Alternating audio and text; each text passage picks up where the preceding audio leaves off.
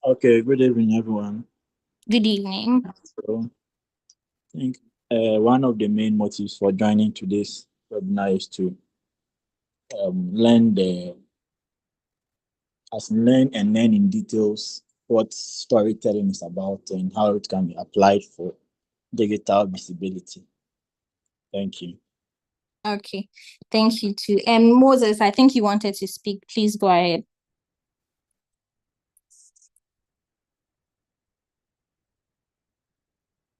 Hello, Moses, your mic is unmuted. You want to tell us your expectations?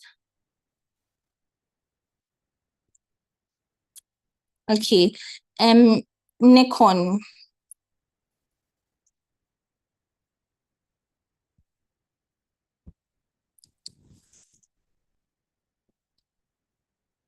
We are about like 11 on the call right now, so I'm going to ask everybody. So please prepare. Moses, your mic is still unmuted. Please, if you are not speaking, kindly mute your microphone. Ramatu Tanku, please, what is your expectation for this evening's webinar? Okay, thank you so much, Emanuela. As I saw the theme, building authentic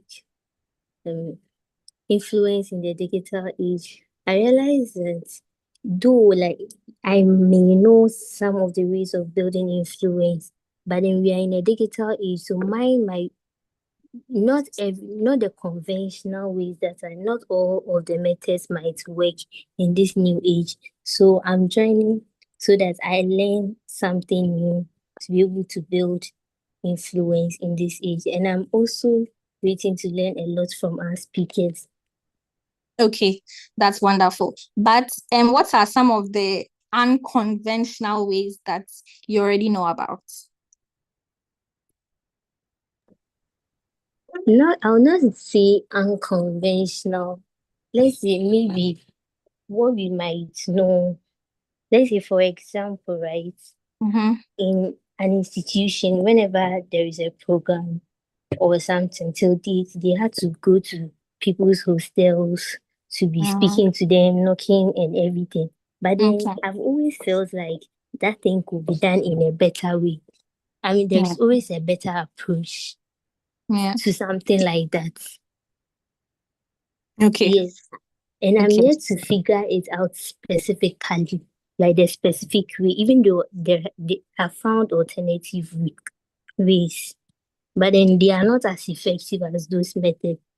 So maybe I might learn something that will push me a bit forward towards my goal.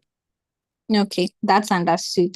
And I hope that by the end of the webinar, you would learn some other ways to build influence. Yes, please. Yes. Desmond Anani.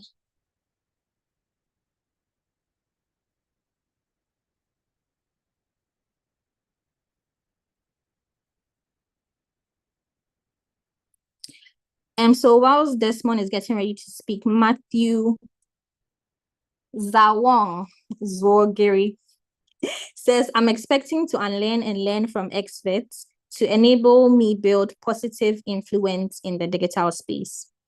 That's good. Matthew, why aren't you able to unmute your microphone and speak to us? It's also part of building the influence. So. All right, no problem. Hello, everyone. Hello, good evening. Good evening. As I said, I'm expecting nothing but to unlearn and then learn from what is the name? Experts in the industry to enable me forward strongly and boldly. Thank you.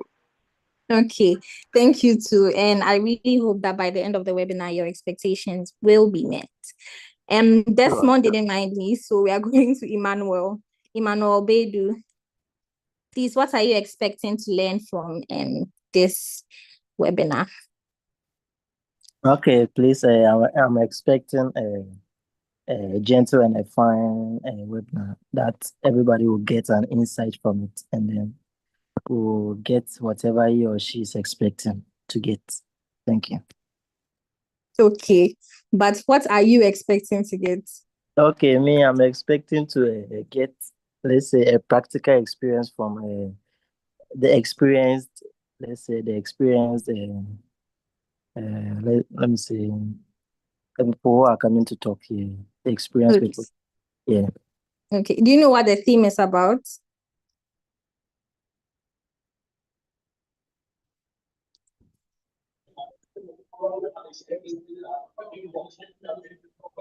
Hello.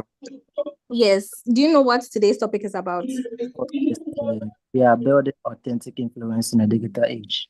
Okay, great. Perfect. Thank you. And I hope that your expectations will be met. All right. Ebo Arthur, you are speaking. Yes, I want to hear from you. I want to hear your expectations for this evening's webinar.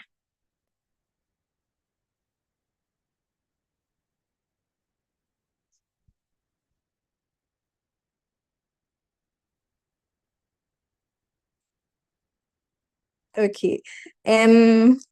Reverend Alfred, good evening, please. And what are you expecting to learn from this evening's webinar?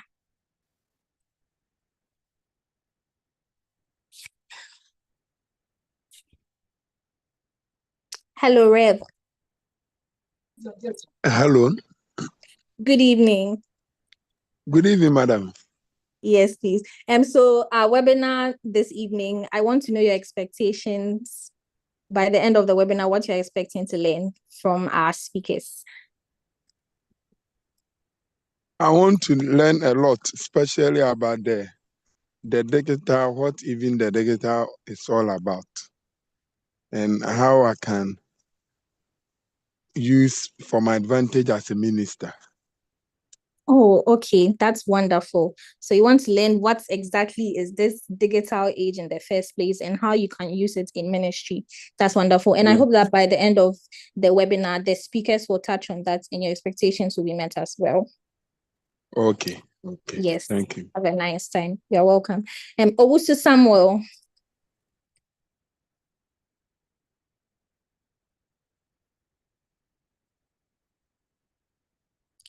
I'm taking one last person and then we begin because it's 4:59 and we will start exactly at 5 p.m.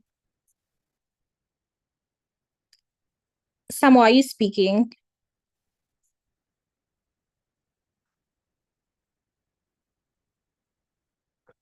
Okay. Oneness News. Yeah, the name is Onesimus. So I'm sorry, Onesimus. Yeah, I want to learn more about storytelling in the digital age, so I can get better at creating posts, networking, and increasing my influence online. Okay, thank you so much. And I'm so sorry for mentioning your name wrong again. All right. So it's exactly 5 p.m. Once again, you are all welcome to this evening's webinar. This evening, we are going to learn building authentic influence in a digital age. And we will be learning how to master the art of storytelling to build a powerful brand and how to develop a strategic network that actively advocates for you. So thank you all so much for joining in, and we are going to delve right into it. This evening, we are privileged to have a reverend in our midst. So our opening prayer will be done by Reverend Alfred Bisa. Reverend, please, can you give us the opening prayer? Let's pray. God, we thank you for the opportunity to lead. God, we pray and seek your presence, especially those that they are going to lead us. God, grant them the grace so that they can impart us in Jesus' name. Amen. Amen. Amen. Thank you so much. So we'll dive right into it. We would invite the founder and CEO of Negos Hub to give us the opening address, Mr. Bednego Ehurain. Yes, please give him a round of reactions. Hello, thank you very much, Ella. Thank you so much for the energy you've brought on board. Thank you very much. I'm really excited to be here this evening. Please, I hope I'm very audible. Yes, yes, please, you are. Okay, all right. So let's dive in right away.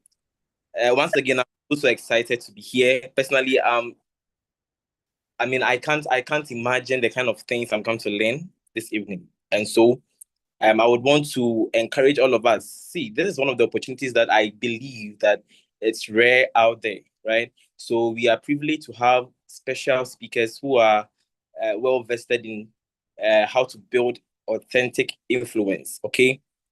Now, we find ourselves in an era where learning and growth are no longer options, but requirements to truly surviving. And this is why we've gathered here basically to learn the proven ways to build authentic influence in this dispensation. I implore every one of you to make the best out of this session, because our speakers are, our speakers here are very, how do I put it? They are experts, okay? They are experts, and they are here to share with us what works and what does not work. So if you are at a noisy area or where there will be some level of distraction, please again, get a very cool place to sit, get your notebooks ready, get your pens ready, and don't forget to invite someone to join this evening session, because this is one of the best events you can ever attend. Once again, thank you all for joining, and I hope that we all get what we've been anticipating for all this while. Thank you very much. Ella, take over. Okay, thank you so much, Mr. Benego. Mr. Benego says that he's so excited for this webinar, and he's so sure he's going to learn a lot. And so let's all get our notebooks and our pens ready to learn a lot from the speakers. And so moving right into it, this evening we have two speakers, two experts, as Mr. Benego rightly said, to take us through different topics, all on building an authentic brand. And our first speaker is Dr. Bernice Agyeman-Prempeh. For those of us who are active on LinkedIn, we know that she's very active on LinkedIn. Yes, she has built such a solid brand on LinkedIn.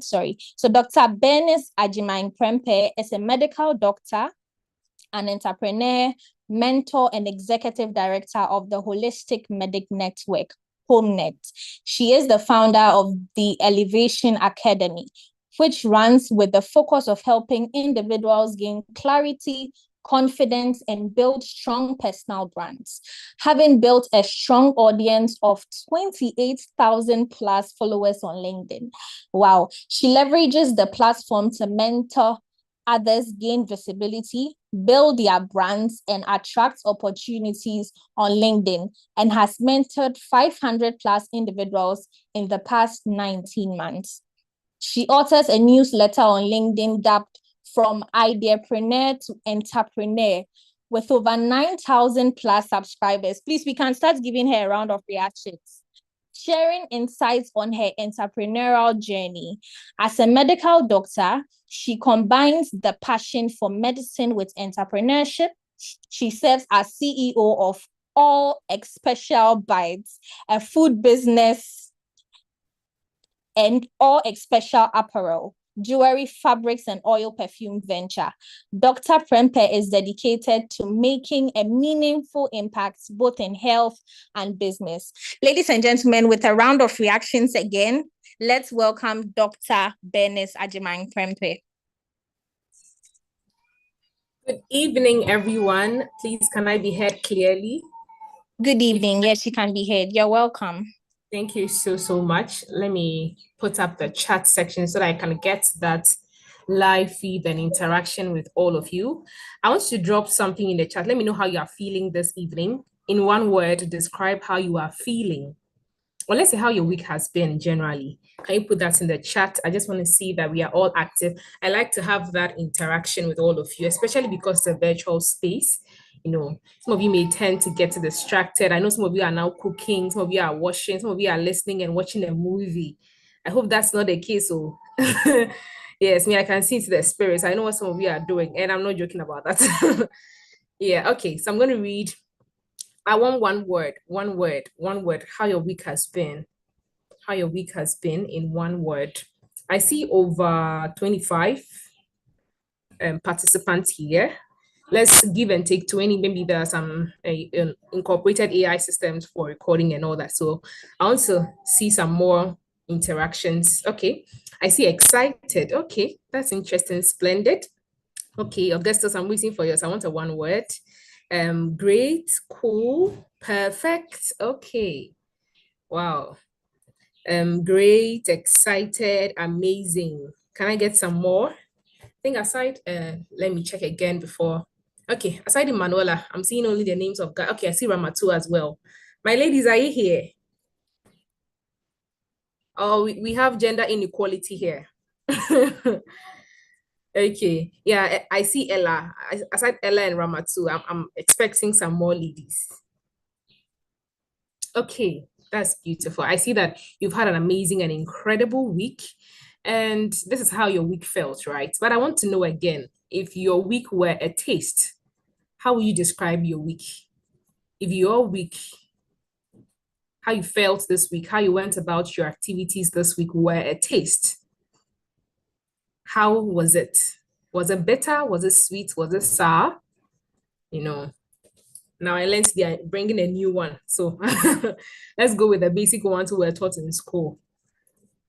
Oh, I have bittersweet. Oh, so sorry for the bitter parts. I hope it works out. Okay, Bernard says very tasty and sound.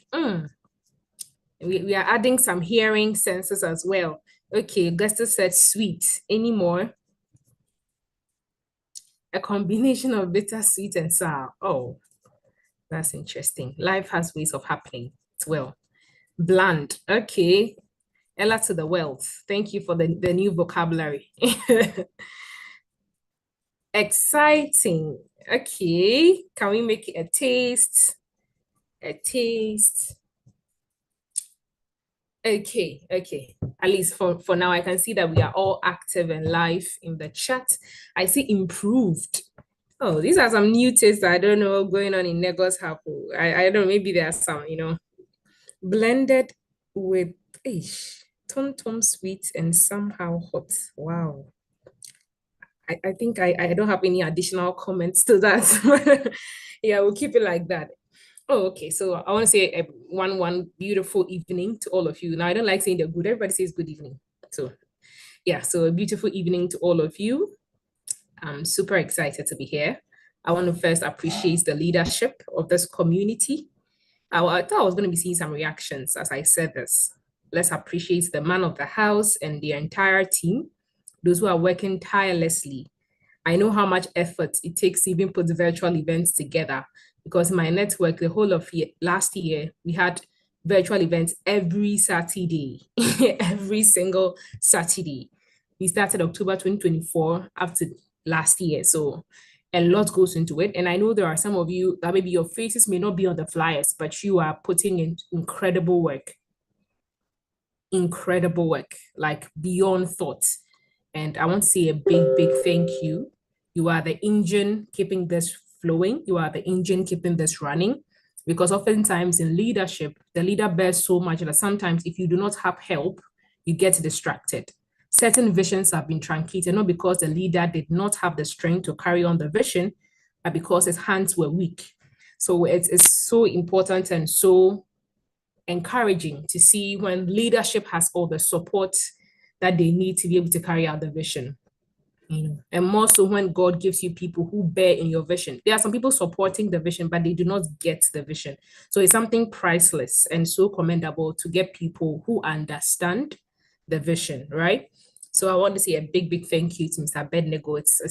I've been seeing what you're doing on LinkedIn. I think we had not really, we're just, commenting on each other's posts randomly, but getting to interact with you in this process, yes, I would say that I must commend what you're doing is super incredible.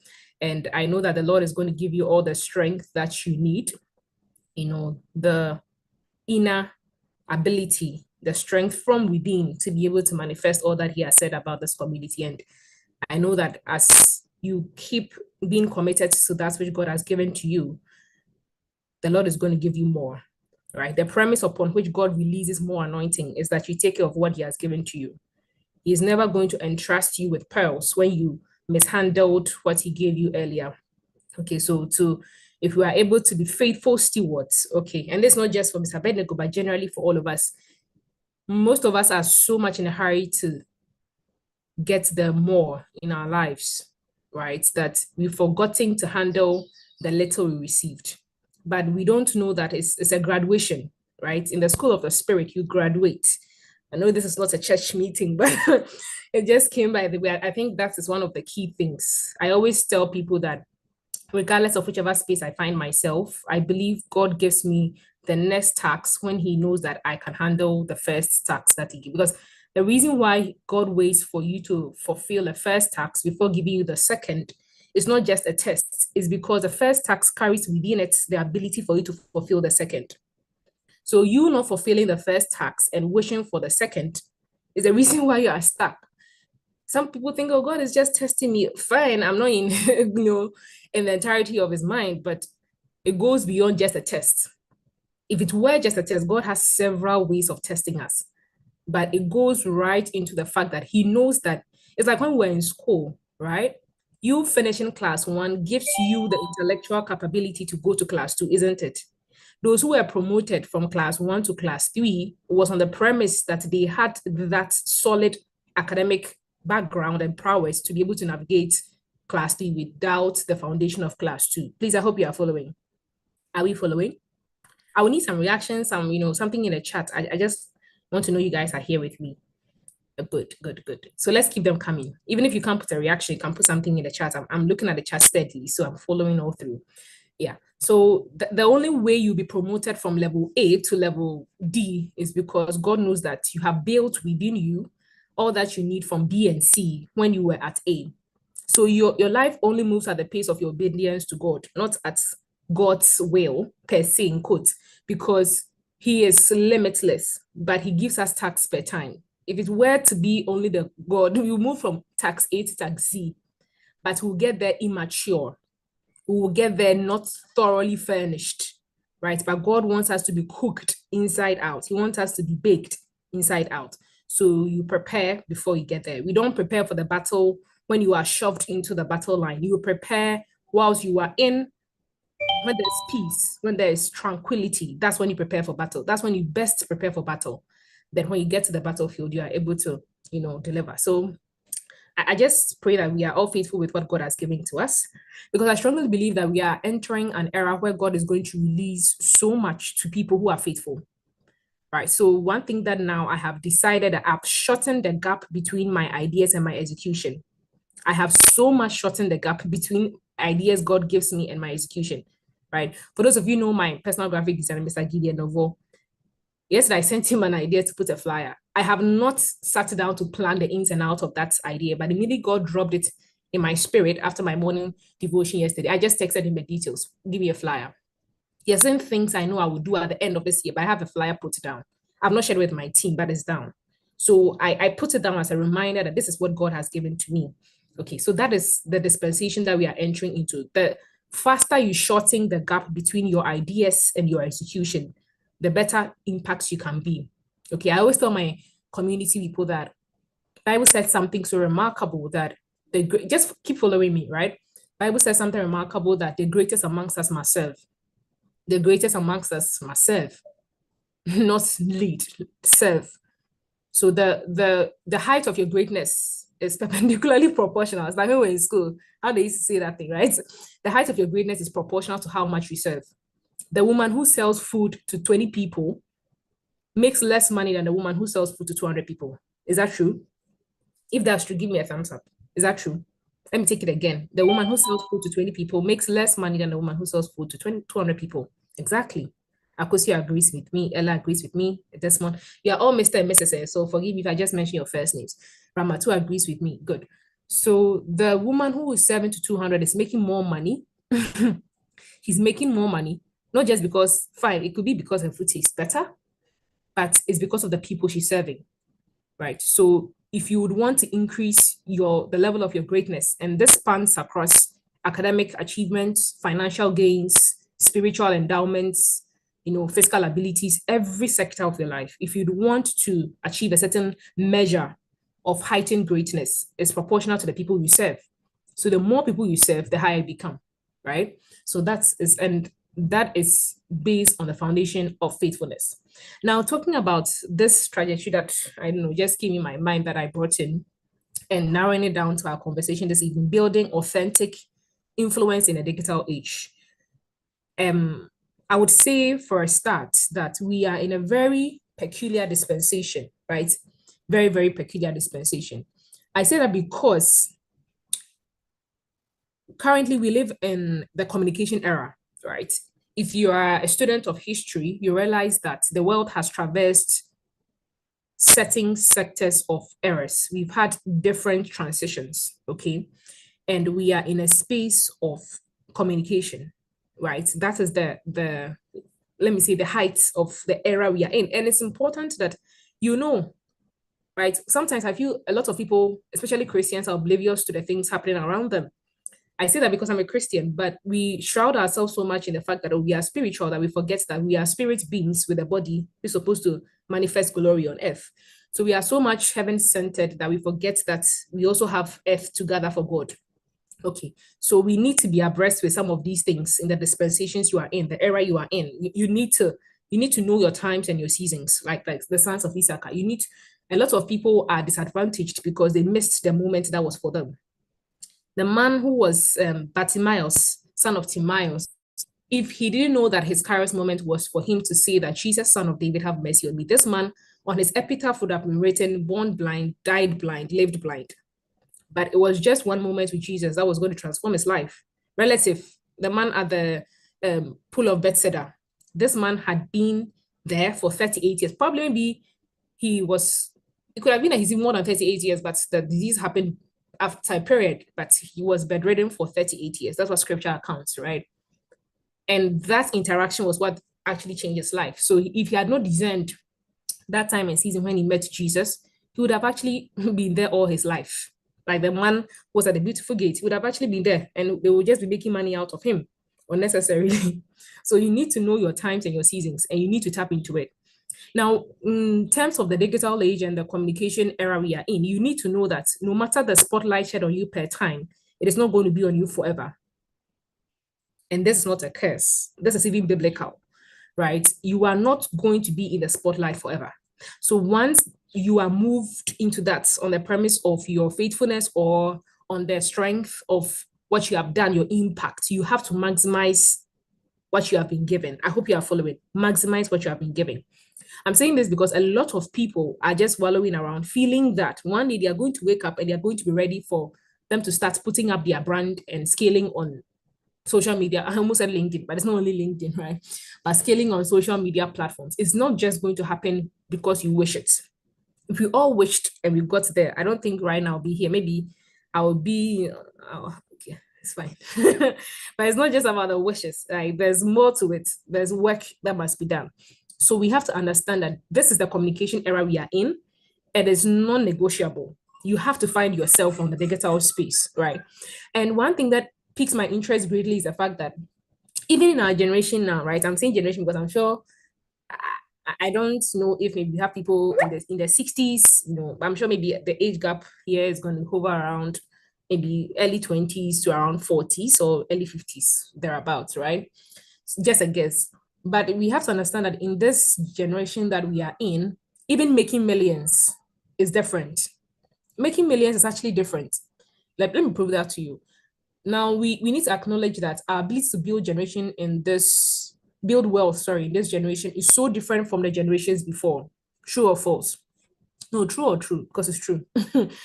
Yes, we have to acknowledge that our ability to build wealth in this generation is so different from the generations before, right? Today, one post can bring you thousands and millions, even without walking into an actual meeting. True or true? One post can make you millions. One post. So it's like making money in this day and age is so different. Yes, Ramatu says true. It's so different, right? In those times when we're younger, when you heard somebody's a millionaire, right? You're thinking the person has put up some, complicated infrastructural developments, some industrialization sectors the person is in, something wild, something out of the ordinary.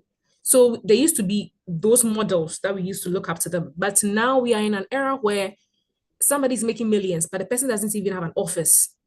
I'm telling you, somebody is actually clocked their first $10,000, but they don't even have a full, huge, team or employing people. Please, you get what I'm saying? So we are in a day and age where being in the digital space is as much for your advantage as you are underestimating it, right? And you need to start to get that right into you. Take this from somebody. I always used to tell people, I also anti internet, anti everything going on here right now. I also anti it in terms of the fact that I didn't like being out there. I felt if I go out there, my home people will come and catch me. The witches will see me. I'll fight more spiritual battles. I have to pray more. 666 will come and catch me. They were saying that the internet was 666. Like, who has said that before? Was it just me or my circle of people? But I'm sure it was, people haven't heard. Oh, I'm sorry. Me that heard. If you've never heard, that was my, oh my God. God has delivered us from things. That's why we can't go back or we can't turn back, because what God has done to us, you've heard, thank you. I'm at least my person. Ella hasn't heard. Oh, media, I heard. So that thing was all over. Even now, I'm surprised Ella hasn't heard, but even now, people say, if you put something on social media, people come and attack you. Mind you, I'm not saying that there is no iota of truth in that. Okay, there actually is, because there's actually the power of secrecy. Scripture speaks about the wisdom of the serpent. The serpent is able to catch certain predators on the normal days. Certain prey on a normal day. Like it becomes a prey on a normal day to certain predators when they don't even know it. It's able to just grab certain animals, even on a regular, without even putting in so much work, because of the power of secrecy. They know how to hide and know how to reveal them, know how to camouflage with the system. So you have to be very cautious.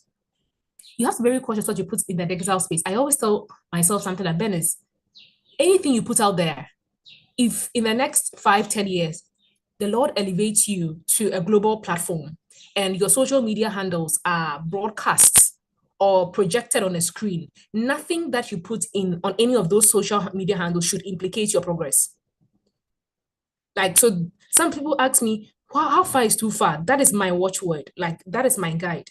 Nothing I put out there should implicate me in the next 10-15 years if that thing is supposed to be projected to the world. So anytime I hit post, anytime I hit share, I ask myself, if this thing is to share on an international platform, would I still secure the gig I secured? Would I still secure the audience I have? Would I still have the impact I have?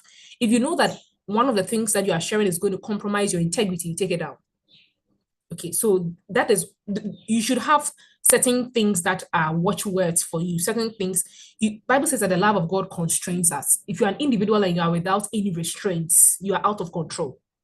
And God, anytime you step out of control within the restraints God has given you, you are out of his will, you're out of impact, just like the story of Samson, like you're out of it, right? So you always have to make sure you stay within the restraints that God has given to you. Okay, so this whole digital space is something that has revolutionized every single thing that we are doing. It has changed so many things we are doing. Now that the level, the playing field has changed. It has changed in so many ways. And today we are going to talk about one aspect that can actually elevate or heighten your progress in the digital space. Are you ready for that? Are you ready for that? If people don't give me some reactions, you have to. Good. Even Jesus Christ, he liked the reactions. Should I show you in the Bible that Jesus liked reactions? Yes, Jesus liked the hype sometimes. I should show you, I'll show you. When it's time, I'll show you. It's the Bible. He liked that. He really liked it. You think he would have spanked people in a church if they were not playing? It would have been one person who would have just talked to a person, go out of the church. But he saw the multitude, the fire came. So whipping followed. Okay, so yeah, I can see you already now. So one of the things that can actually help you establish, and I so much like how this discussion was framed. The topic was how to build authentic influence. Because we are in a day and age where people have influence. 1, it is not authentic. 2, it is false. 3, it is misleading. But you have to build influence that is authentic. Now, take this very well. Your influence can be authentic, but it can be misleading. Some people are actually being genuine with their lives, but they are misleading people. So in the core of authenticity, you must also be a person of integrity. That is something that is going to sustain you, especially if you believe your strength comes from God. Integrity must be a hallmark. If you are going to last for the long haul in this dysfunctional world we are in, you need to be an integrous person, right? You need to be a person of integrity.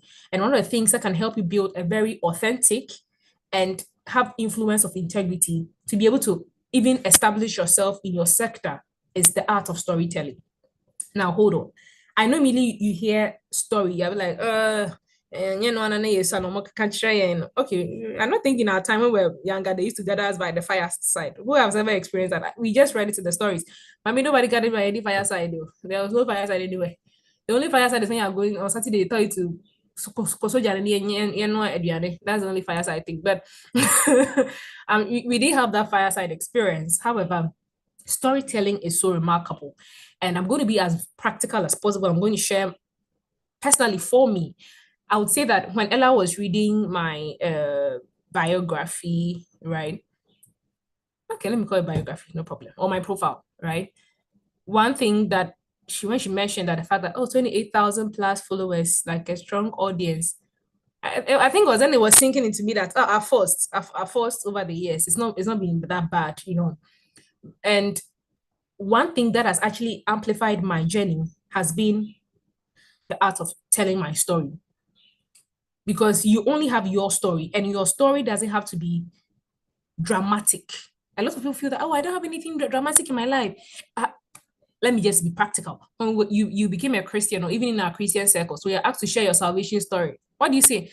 Oh, me dear, it's not like I was smoking at first. I went to terminate a baby, or I stole somebody's thing. When I came out of my mother's womb, I was pure. And just life happened small. Then I realized I'm now, like, some of you don't have a dramatic salvation story. So some of you think they actually project that same mean that you feel like, you don't really have a dramatic story. So when we talk about storytelling, you feel that, okay, let's just move it for the extroverts, the people who are loud. But that is not true. You're actually leaving serious impact and serious money on the table because you are not telling your story. And if you do not tell your story from the start, if you do not own your narrative, the world is going to paint a narrative for you and you may be forced to accept it. Okay, so you need to actually know that. I don't know how many of you know of this lady in Nigeria, Vicky James. She's an incredible fashion designer. If you've ever heard of her, just give me a thumbs up or something. Have you heard of Vicky James? I know there are a lot of controversies about her, but I just like her for her excellence. The other stuff, we can deal with it, but exactly. One thing that has made Vicky James phenomenal, and you can see her growth is just like scripture describes it, shining brighter and brighter onto the path. It just goes higher and higher and higher every time, because Vicky James painted a narrative about herself to the world. She even brought out this short movie on YouTube, From Ajegunle to Forbes, where she spoke about where she grew up from, her beginning, how she started, how she even got into the fashion space, how much she used to charge at first, and now she's charging millions. Like, she has put that to the world, that people see that this is not somebody who was thrown into riches. This is somebody who has built her impact. So despite all the controversies people have about it, they cannot deny the fact that this woman is incredible because she shared her story, right? So that is something that is so important in the digital space, and being on the internet now, is for you to understand so well how to tell your story to the world, how to be able to let people know. And storytelling is what you do to be able to establish or build your brand. Okay, when we talk about a brand, I'm sure right now we're in a Gen Z era. Everybody keeps saying branding. Branding is not just packaging. Fine, it's an aspect of branding, but it's not just packaging. It's not just changing your clothes every day. Because if they convert branding to not changing your clothes, wearing different dresses every day, we will choose a different type of branding, because it has nothing to do with if you're a brand. No, you don't repeat clothes. I'm going to buy them for me. We will repeat. It has nothing to do with the clothes you are repeating. It has everything to do with what you want the world to know you for. What emotion does your name trigger? What meaning do you attach to your work? What do you stand for? What do you want to be known for? Last week, no, it wasn't last week, it was this week, Tuesday or Wednesday, I was listening to a story of a man who said that he wrote his eulogy at the age of 22. That is quite gruesome, I think. Like your own, when you die, what they're going to read about you. He wrote it at the age of 22. Now, he said that he did that because I listened to stuff to really apply, but I was like, this one, I don't think right now I have the energy to, I don't think I have the strength to start writing. You're not going anywhere yet, though, but you will get there. But he wrote his eulogy at the age of 22. And he said he did that because In his eulogy, he wrote everything he wanted to be said about him when he passes. Are you following? He wrote every single thing that he wanted the world to know him for, everything he wanted the world to know he stands for when he dies. Please, are you here with me? Some of you are too quiet. Oh, you're too quiet. He wrote every single thing he wanted the world to know him for in his eulogy, so that it becomes a template, a guide, a compass for everything he's doing.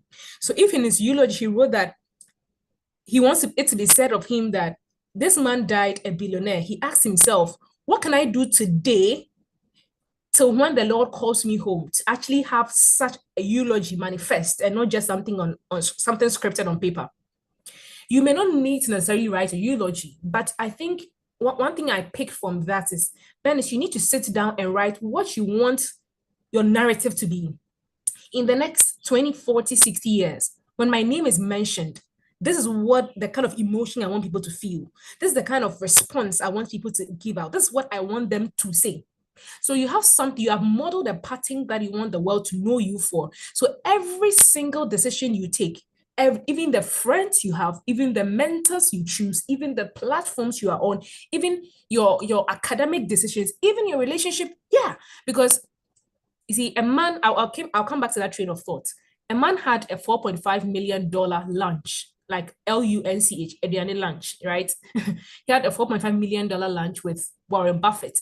According to him, I heard it on social media, right? That was a story. So I can't say whether I can't deny or I'm just telling you what he said.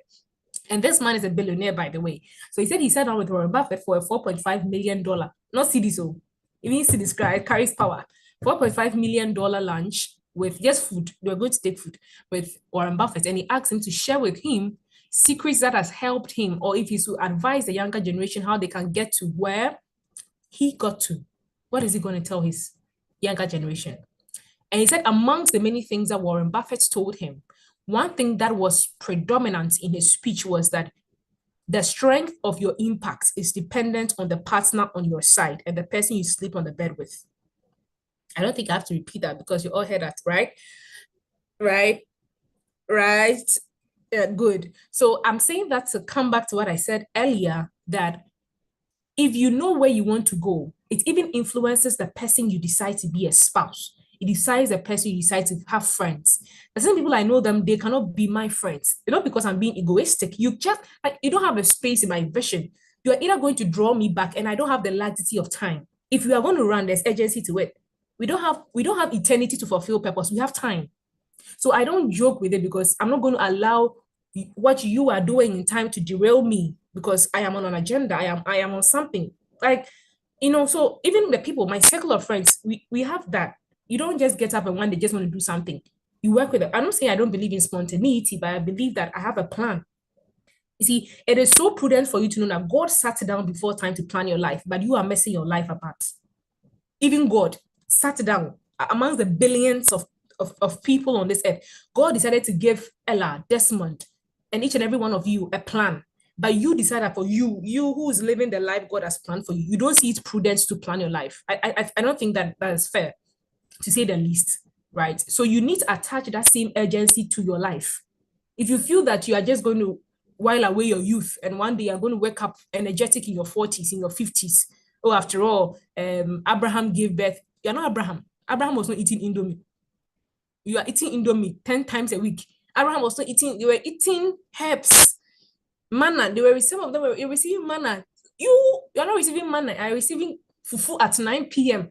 Watch it at, so you don't compare. If you want to live the life of, the longevity of life they had, do what they did. You don't do something else someone did and expect the results the person got. You are in the same school, somebody is first. Watch at 5. Oh, Jesus, God deliver you. Watch at 5. I have a war against watch. I'll tell you guys one day. Anyway, so if you want the results people have had before, you should be willing to live the life they have lived and more. What did Jesus tell us? He said that greater things shall you do. Greater things. And look at what Jesus did. This man went, Bible said that a long while before day, he would retreat to a solitary place to pray. This man fasted 40 days and 40 nights. This man moved from region to region, healing the sick, raising the dead, showing compassion. And Bible says, greater things shall we do. Let me leave that for you to think about it. So in all this, you should have a concept where you want to get to. So I have where I want to get to, right? Regardless of how people hype me on social media. Hey, Dr. Bennett, not like where just someone said something that when people see what I'm doing now, they feel that I've gotten to the heights of my career, but I'm just stepping out of the cave.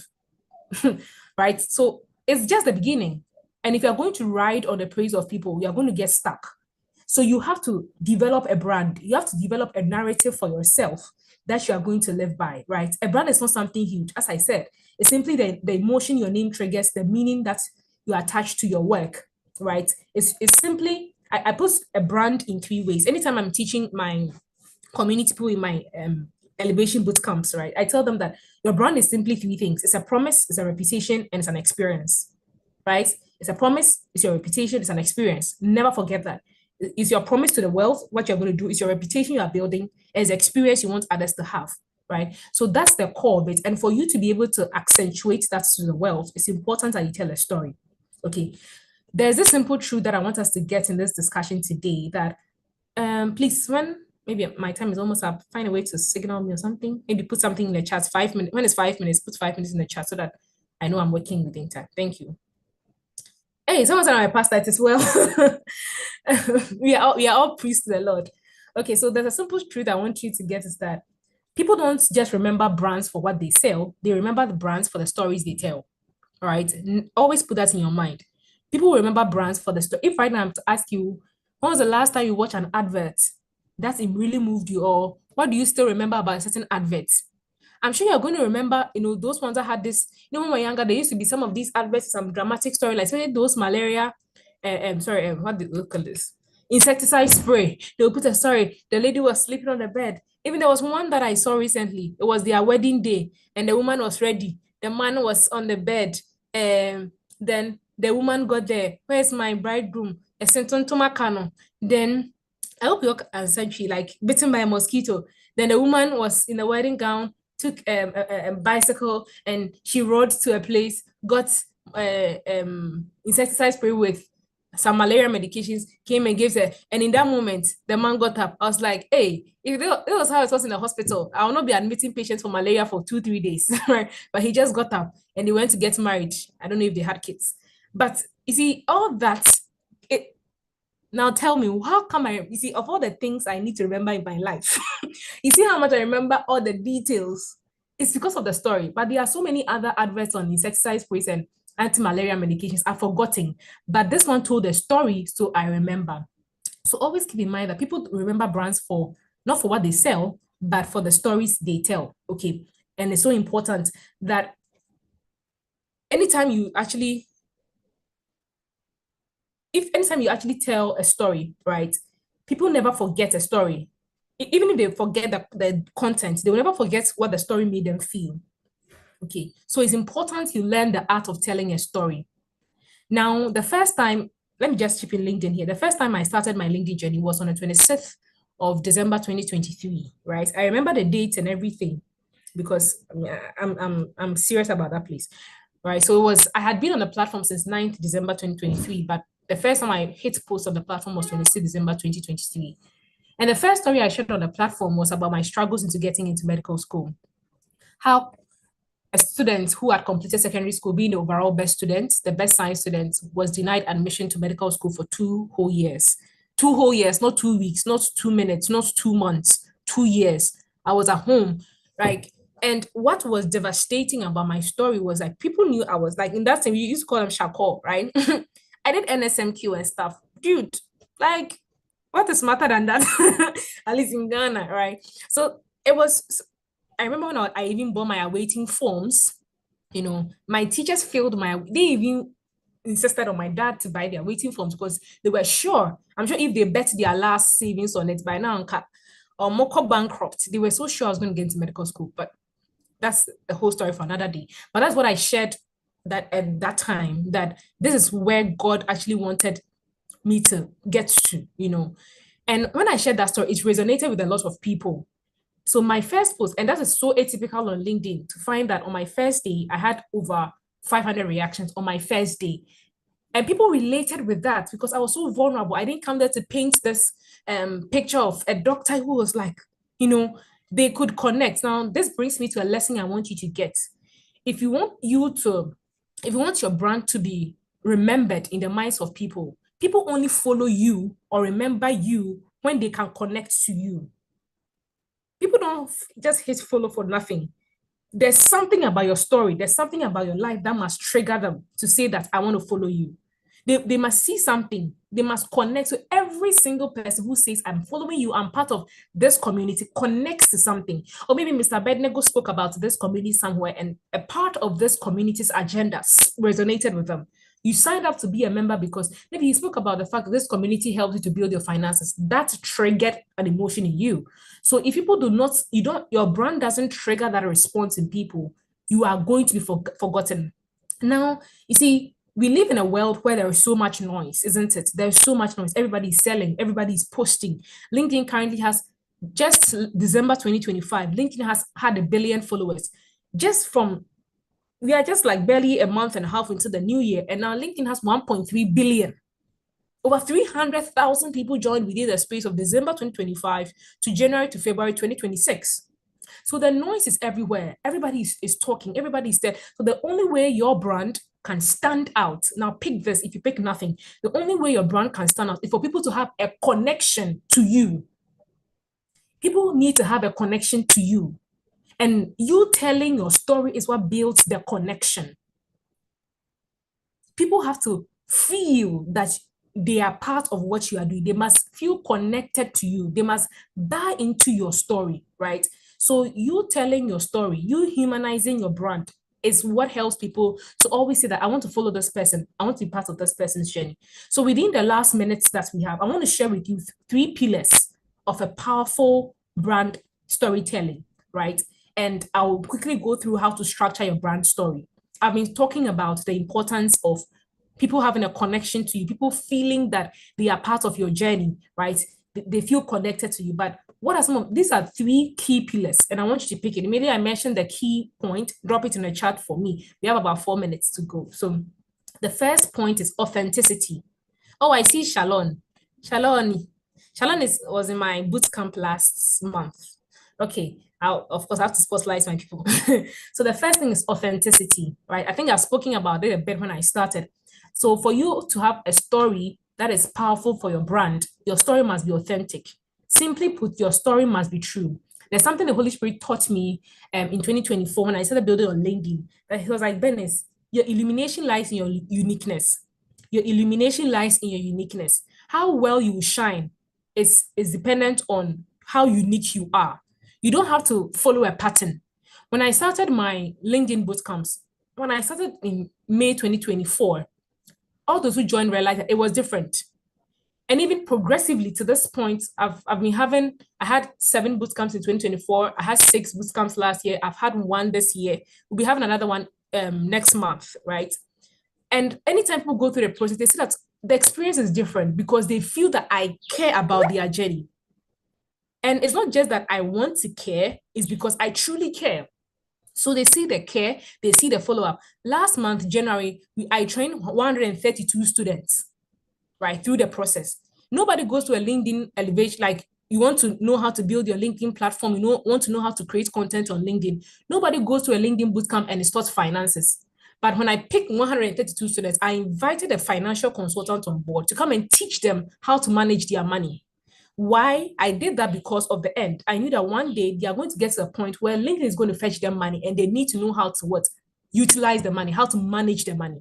So you go through that uniqueness, what I said, because I asked myself, why would people go through about 14 boot camps with you if you are not making impacts? By now, they would have told you that I joined, I don't see results, right? So your illumination lies in your uniqueness. So every time I sit down, even I'm planning for my next bootcamp March, I told the Holy Spirit this when I was praying that God, let this experience be different. Don't let cohort 8 be like cohort 7. Don't let cohort 7 be like every cohort comes with something new. Okay, so that's the same thing. Your story must be authentic. It doesn't have to be perfect. It just has to be. Dr. Benes, you have a minute more, please. Okay, sure. It must be relatable. The next thing is that your story must be purposeful. Your story must mean something, right? A strong brand story must ask the question, why do you do what you do, right?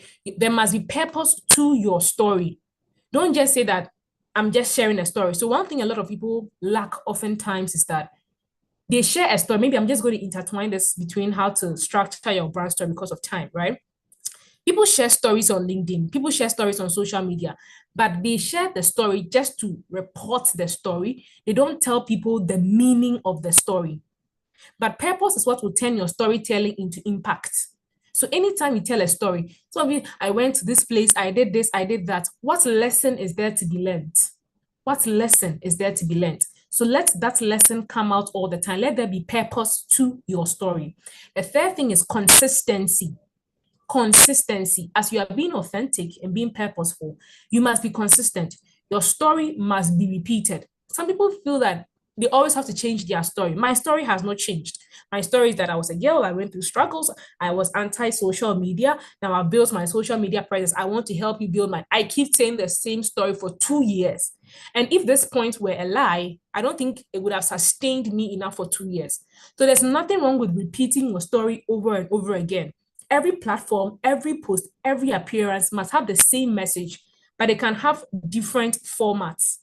Same message, different formats. Put it in the chat for me. Same message, different. That's how strong brands are built. You don't wake up one day and KFC has changed their story. It's still the same story. A man built a recipe. He was denied. Later, he fought through. Same story, different formats, but same message, right? So to round off, I'll just say that anytime you are sharing your story, I'm more of a LinkedIn person, but I'm not going to go into the LinkedIn bits. But I would say generally, if you are sharing your story anywhere, always you introduce your story to your people, you share your struggles, be specific, right? Let your audience, let your story evoke the 5 emotions, right? If I say evoke the 5 emotions, I mean, let your audience, what are the 5 emotions? Drop them in the chat. Because of time, I'm not going to say them, but you know the 5, drop the 5 emotions. Maybe them just use, Ella, just give me 1 minute to wrap up, then I'll just take my leave. Drop the 5 senses in the chat. Your story must evoke the 5 senses. Okay, drop the 5. If I'm not dropping, drop. Good. So taste, yes. If there's a part of your story that has to do with taste, let your audience taste the taste. Let them smell the smell. Let them see what you are seeing. Let them hear. And amongst the 5 senses, we'll add on to that, let them feel. Let me give a scenario. If you are talking about a story where maybe you were nervous to go to a meeting, and you just started a story about, I was nervous at the meeting, relative to somebody who said, oh, my voice started to shake when I walked on the stage, and the paper even started to wrinkle as my hands shook. Compare the two. Which one will keep you glued to your audience? It's story B, because maybe say that my voice started to shake. They feel what you felt instead of just saying I was nervous. So share, let your audience feel what you feel. Then, as I said earlier, the most important thing always when you share your story is that shift, that transformation must be there. Never end your story without bringing out the lesson. The power of a story isn't what happened, it's the perspective you bring to it. Yes, you failed. So what is there to be learned? You struggled. What is there to be learned? You took a detour. What is there to be learned? The power of a story isn't what happened, but the perspective you bring to it. I'll conclude with this statement that if people remember your story, they will remember your brand. If people remember your story, they will remember your brand. So thank you so much. I'm honored for this. Ella, over to you. Wow. Thank you so much, Dr. Ben. Please, let's give her a round of reactions. Yes, let me see the reactions, please. Everybody, let's give her a round of reactions. Wow. Wow, wow, wow, wow, wow. Please keep them coming, keep them coming, keep them coming, keep them coming, keep them coming, keep them coming, keep them coming, keep them coming. Wonderful. Thank you so much, Dr. Bernice. Thank you so much for such an insightful presentation and such a spirit-filled presentation. We have Reverend Alfred here. I'm sure he has been touched by this presentation. Yes, he says, God bless you. And we are moving straight into questions and answers. So if you have any questions for Dr. Bernice, kindly raise your hand. I'll call you to ask. You can also leave your questions in the chat box, and I'll be so glad to read them to you.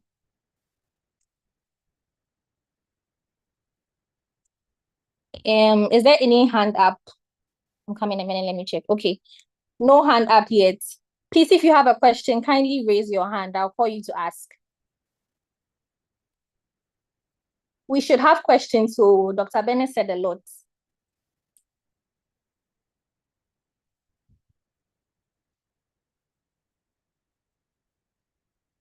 I'm just waiting for a minute in case you want some time to put your questions together. Please, if you know you are coming to type the questions in the chat, just raise your hand and ask. You are also building digital influence by doing that. So just raise your hand and feel free and ask. Don't be nervous.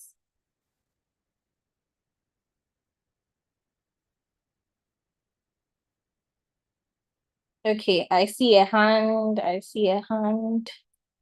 And Emmanuel. Okay, yes, madam.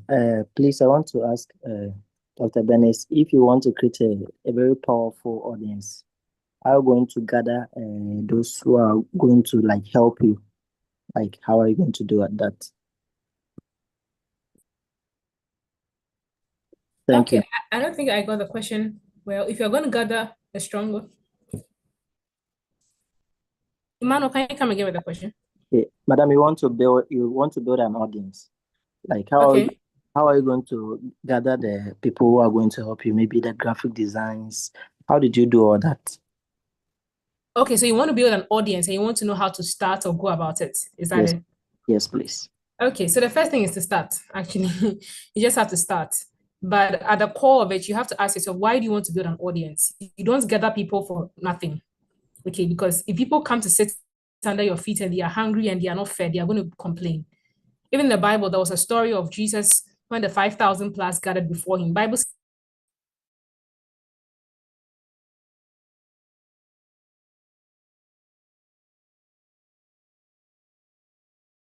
says that at night they were hungry. Okay, Jesus told the disciples, go and find them something to eat, the numbers. But ask yourself, why are you calling the numbers?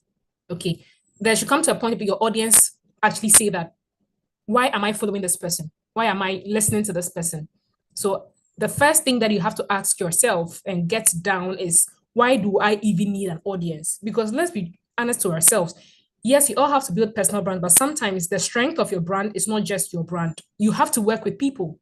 Some people don't know that it's not just you being in the front line. Sometimes your audience is intertwined with the audience of someone. Okay, so ask yourself, why do you need the audience? Then you start. Ask yourself, which platform can you pivot from? Since we are in a social media age, can you easily pivot from Instagram? Can you pivot from LinkedIn? Wherever you believe you can pivot from, you start from there. The graphics and the likes, they come along the way. When I started, I'm a part-time graphic designer, let me put it that way. But when I started, I was doing my graphics on Canva till I found my professional graphic designer now, because I started to have brand colors. When I started, I didn't even have brand colors. So some of those things, they come, I always say something that clarity comes with emotion. The brain, because I'm a medic, maybe I'll just say the brain has been wired such that anytime you're doing something for the first time, it's normal you get nervous because your brain has never been exposed to such a situation before. But if your brain is exposed to a situation and you have to do the situation a second time, you get better, right? Like when you were in school, the first time you're going for an interview, you're nervous. But if you've gone for that interview before, the nerves are a bit better. So your mind, as you go through the process, clarity will come. Okay, so as you go on, things like brand colors, things like graphic designing, you find your people. And I strongly believe that God leads you. My graphic designer who does my stuff, he knows me so well. He knows what I like. He knows the designs I like. And I just met the person on LinkedIn. I didn't even know him. I met him on LinkedIn, like LinkedIn. He wasn't my brother, my cousin. Nobody referred him.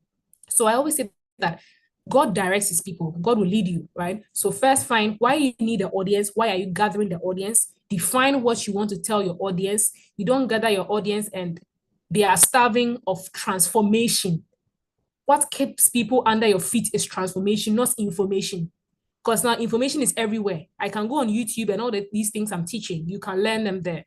But people sit under your feet for the transformation. So you have to make sure that your audience see that transformation. Then as you go on, other things will come, like finding the people, finding the graphic design. But the most important thing, pray about it, start, and yeah, that's it. Thank you, madam. You're welcome. Okay, and Ramatu. Okay, thank you so much, Ella. My question is, at the beginning of her presentation, right, she mentioned that a woman that sells to 200 people makes more money than the one that sells to 20 people, even though it was in reference to, let's say, the numbers. But then I want to ask, But I was also thinking, right? You could be feeding 200 people and they will never be satisfied. Let's say their food will not reach them, but then you get the 20 people and you'll be feeding them, and then they will be full and really satisfied, and they'll be able to work and produce, let's say, a good outcome. So now moving on to my main question. In view of this, I was establishing something.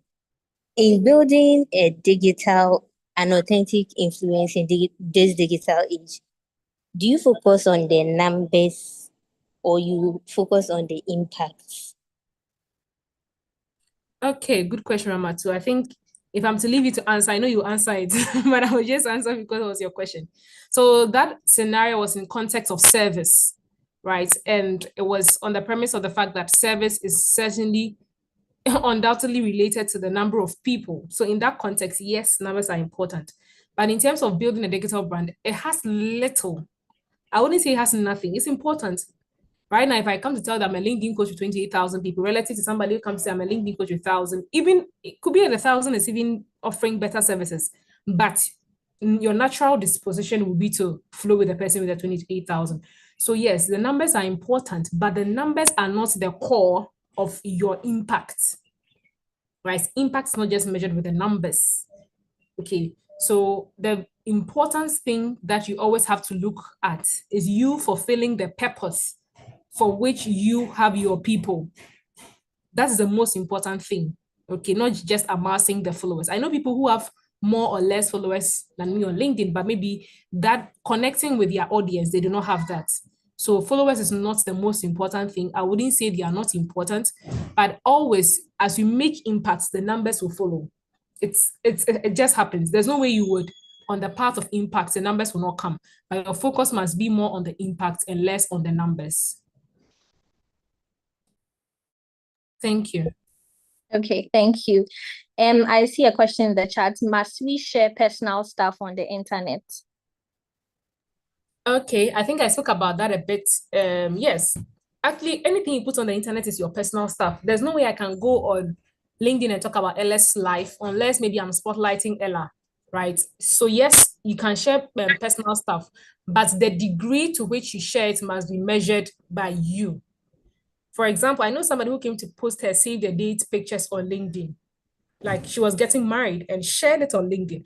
I know people who give birth and share it on LinkedIn. I asked myself, if I'm to get married tomorrow, if I'm to get married in the months to come, would I put it on LinkedIn? For now, I would say no. So you are measured. It's all about you. It's what you are comfortable sharing. But I say that always, it's not only about you, it's also about your audience. Okay, it's about the brand you are building. Some people come online and maybe they are couples and they are sharing intimate pictures. They feel they're okay with it. A couple will never do that because of the audience they are targeting. You're not going to go online and see Pastor Jerry and Pastor Eno doing extra lovey-dovey stuff because they know their audience. They know the sex of people they are in. But you go somewhere and you see other couple do that because they know their people. So know your audience. Know what you are comfortable sharing that will not compromise your brand and also compromise the integrity that God has given you. And that should be fine. Okay. Thank you. I want to take the last question because we have Mr. Gideon, who will be our next speaker. So, Prince is asking, I want to get your opinion about balancing the pressure to be consistent on you posting content online and the deliberate process of building presence that might not necessarily always trend or might not be consistent. Okay, so balancing the pressure to be consistent and the deliberate process of building presence that might not necessarily always trend. Like, I know trends are nice. Let's not be, let me not be pretentious. Like, they are nice. Nice to post there, have your post flying around all the time. But if your goal is just virality or just to trend, you'll be depressed. I think you have to book a call with a psychologist. I'm telling you for a fact, because some platforms, sometimes it's algorithm, sometimes it's content, it's just a lot. Okay, so I would say that one thing about posting content online and building is always have your purpose. Like any time I put something on LinkedIn, I know my end goal. I know the purpose. It has very little to do with how far it goes. If I get to my audience, let me give an example. I think this week or last week, I shared something about my students' community and how much I'm really invested in helping students grow. Just to finish, and I received 2 DMs, one from KTU, Koforidua Technical University, and one from UCC, asking that they would want to put together a LinkedIn training for their students. So if that post even hits 10 likes, I'm not going to be bothered because the focus to help students has been achieved. I don't know if you get the scenario I'm painting here. So that should actually be the core front. Impact before income. The first thing is that what is this post? Do I want to achieve with this post? And consistency online is not about posting every day. No, it's about the sameness and the oneness of your message every time, even if it's 3 times a week. You are not diluting your message. That is consistency. It's not about posting every day. It's about the consistency of the value of your message. Okay. So I think it's more of a mental thing. I'm not going to, like, when I started, I was so focused. I'll post on LinkedIn and I come and check every 1 hour. Hey, how have I done? 20 likes, so 30 likes. So yes, it's there. But as you mature in certain things, as you grow on the social media space, you realize that it has less to do with it. There are posts that I will make and it will fetch me a client that will make me 4-figure, 5-figure. And there are posts that will get a lot of likes that will make me nothing. If that post was about me getting money, then the one that had fewer likes that got me the money has been accomplished. I'm good to go. I continue because I'm not on social media just for the hype. I'm there, one, because of the purpose God has given to me to fulfill. And now the purpose He has given to me is to help people to be able to utilize the digital space with authenticity and in a Christ-like manner, right?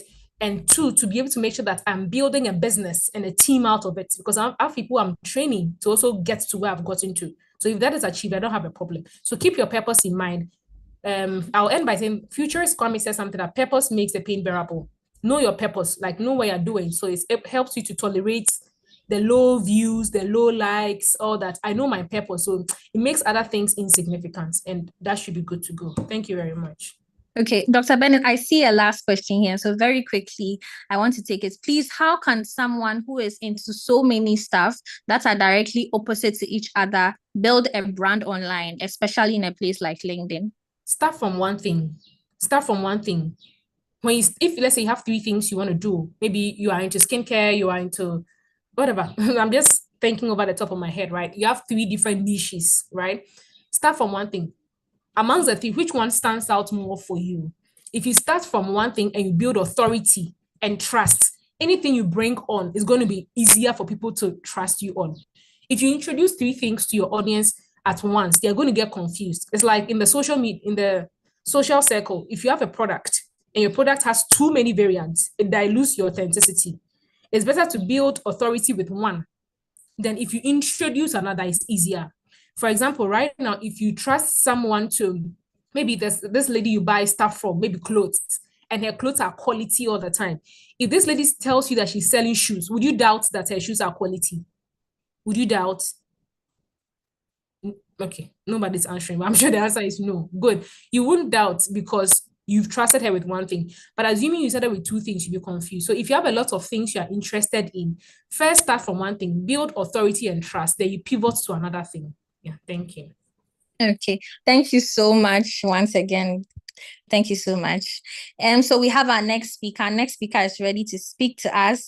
He is Gideon Kwame Azonu, Senior Coordinator, Training and Development, Cardinal Namdidi Mine Limited. Even before I read his profile, if you are excited to hear from him, please let's give a round of reactions. Yes. Please, everybody should give a round of reactions. If you are excited, I want to see the excitement. Great. And so Gideon Kwame Azonu designs and delivers learning and development strategies that strengthen talent pipelines, improve performance, and align with organizational goals. With over a decade's experience in training design, talent management, and visual communication, Gideon Kwame Azonu creates competency frameworks, LMS-based learning programs, and performance management systems for organizations across Ghana, Sierra Leone, and Nigeria. Gideon Kwame Azonu's approach blends strategic HR insights with engaging visual design to ensure learning is impactful, measurable, and sustainable. Ladies and gentlemen, with a round of reactions, let's welcome Mr. Gideon Kwame Azonu.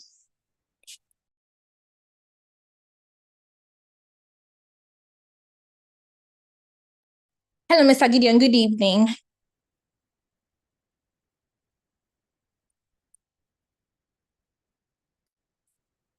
Hello. Mr. Gideon, please, if you are speaking, you are muted. Hello, can you hear me? Yes, we can hear you now. Good evening. Nice. You're welcome. Good evening. Thank you very much, Emanuela. Yes, please. Please say over to you.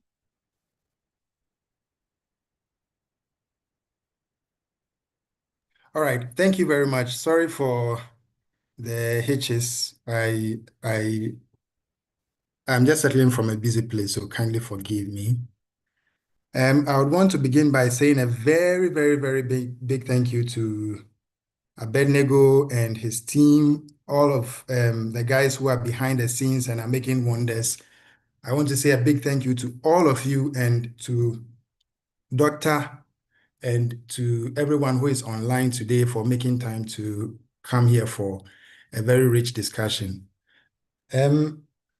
Whenever we gather like this to discuss and share ideas, I am very happy because just like the people before us who have created all this knowledge we have, we are also trying to synthesize the knowledge, try and see what works and what doesn't work, so that those who come after us will also have something that is more refined. Think of the Aristotles and the Sir Isaac Newtons of the past, who would sit down and propose theories, and someone else will come and challenge in a positive way.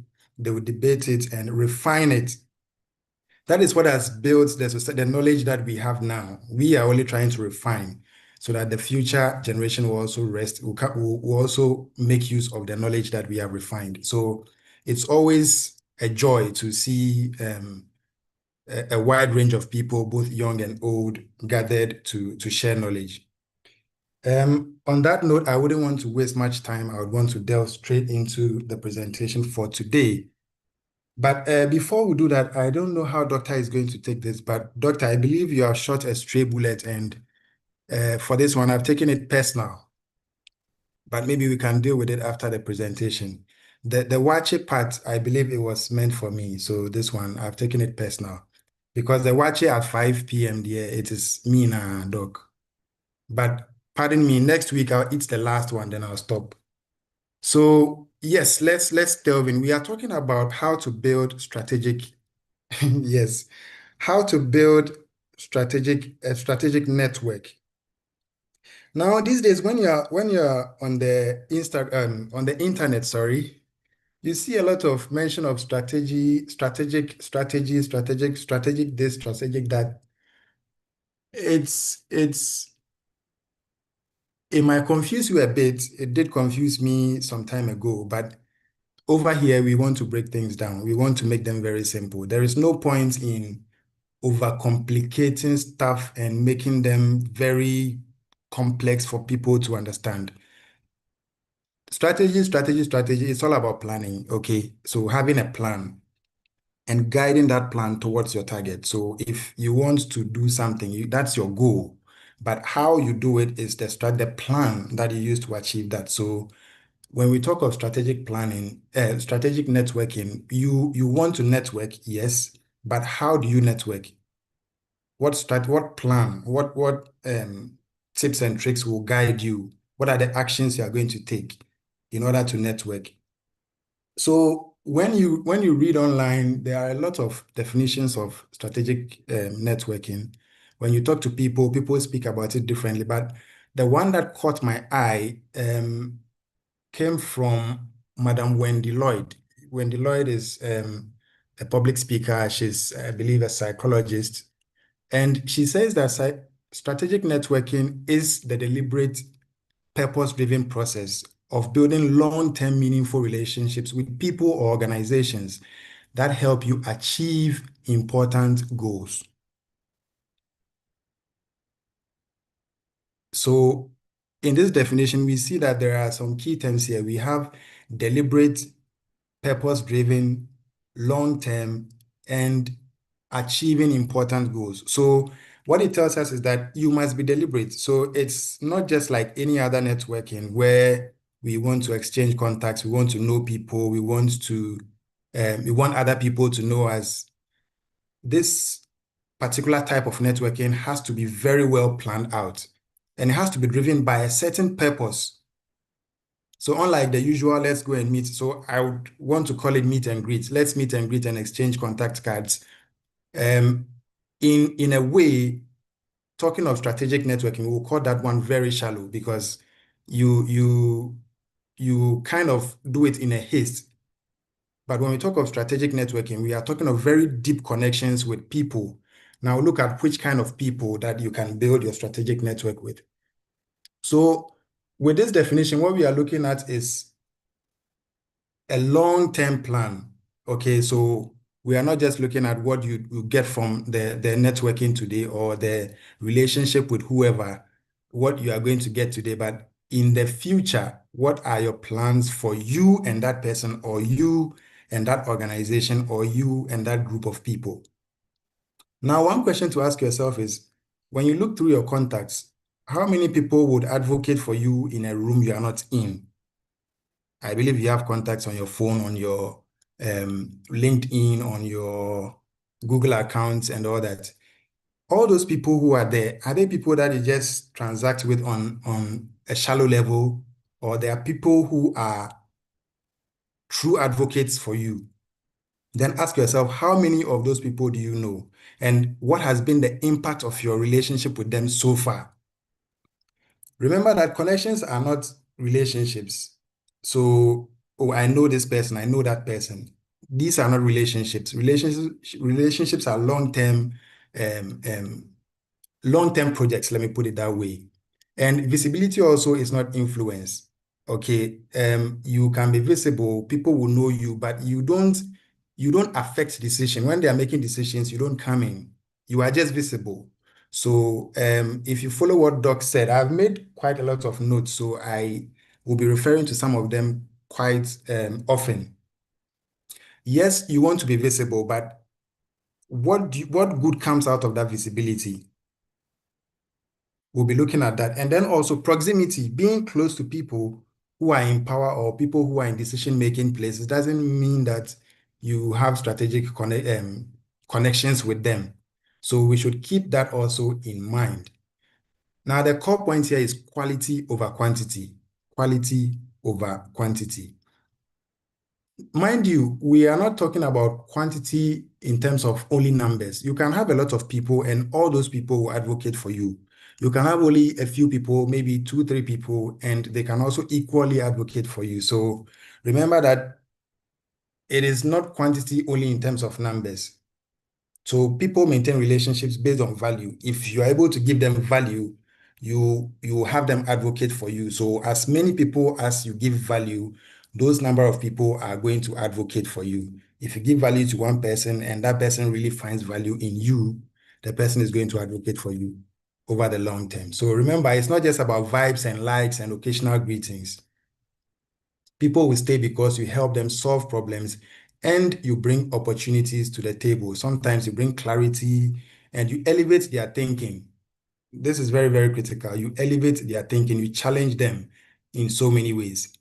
Sometimes goodwill can sustain relationships temporarily, but long-term relationships are mostly value-driven. If you don't bring value over time, people will definitely forget you because they don't find any use for the relationship they have with you.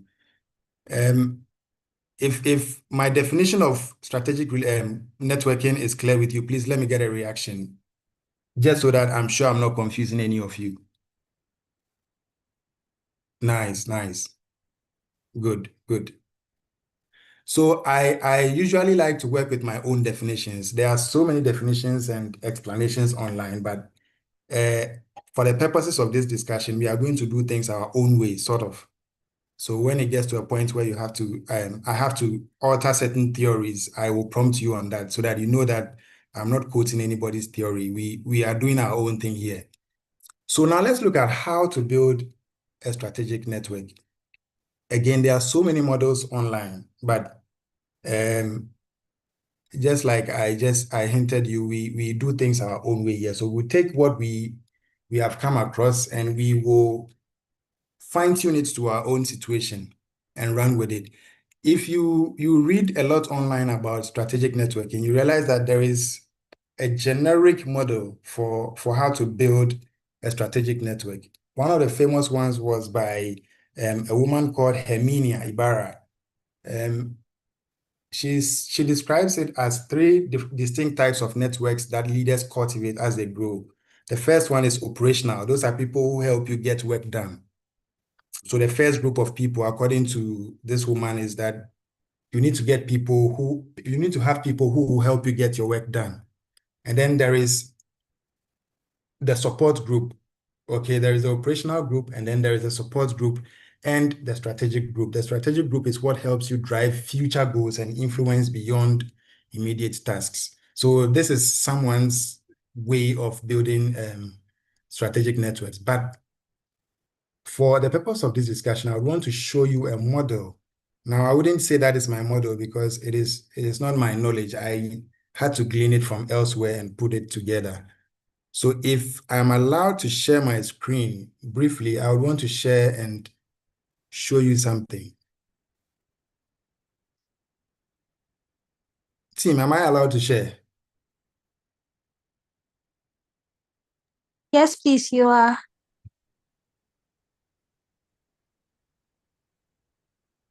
All right.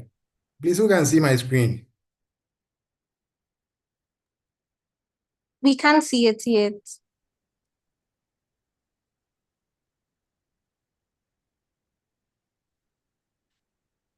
Is it visible now? No, please. Oopsie. Yes, we can see it now. Good, good. Yes, so this is what I sketched from the research I did some years ago. Now, what you see here represents how I think your strategic network should be built. So this is the theory we are going to be working with. Now, just like what other people propose, okay, as a way of building your strategic network, this one also has 3 levels and 3 spans. So if you can see my screen, you see that there is a blue cylinder. Okay, that goes from top to down, vertical. That is what I am using to represent the level or the depth of your strategic network.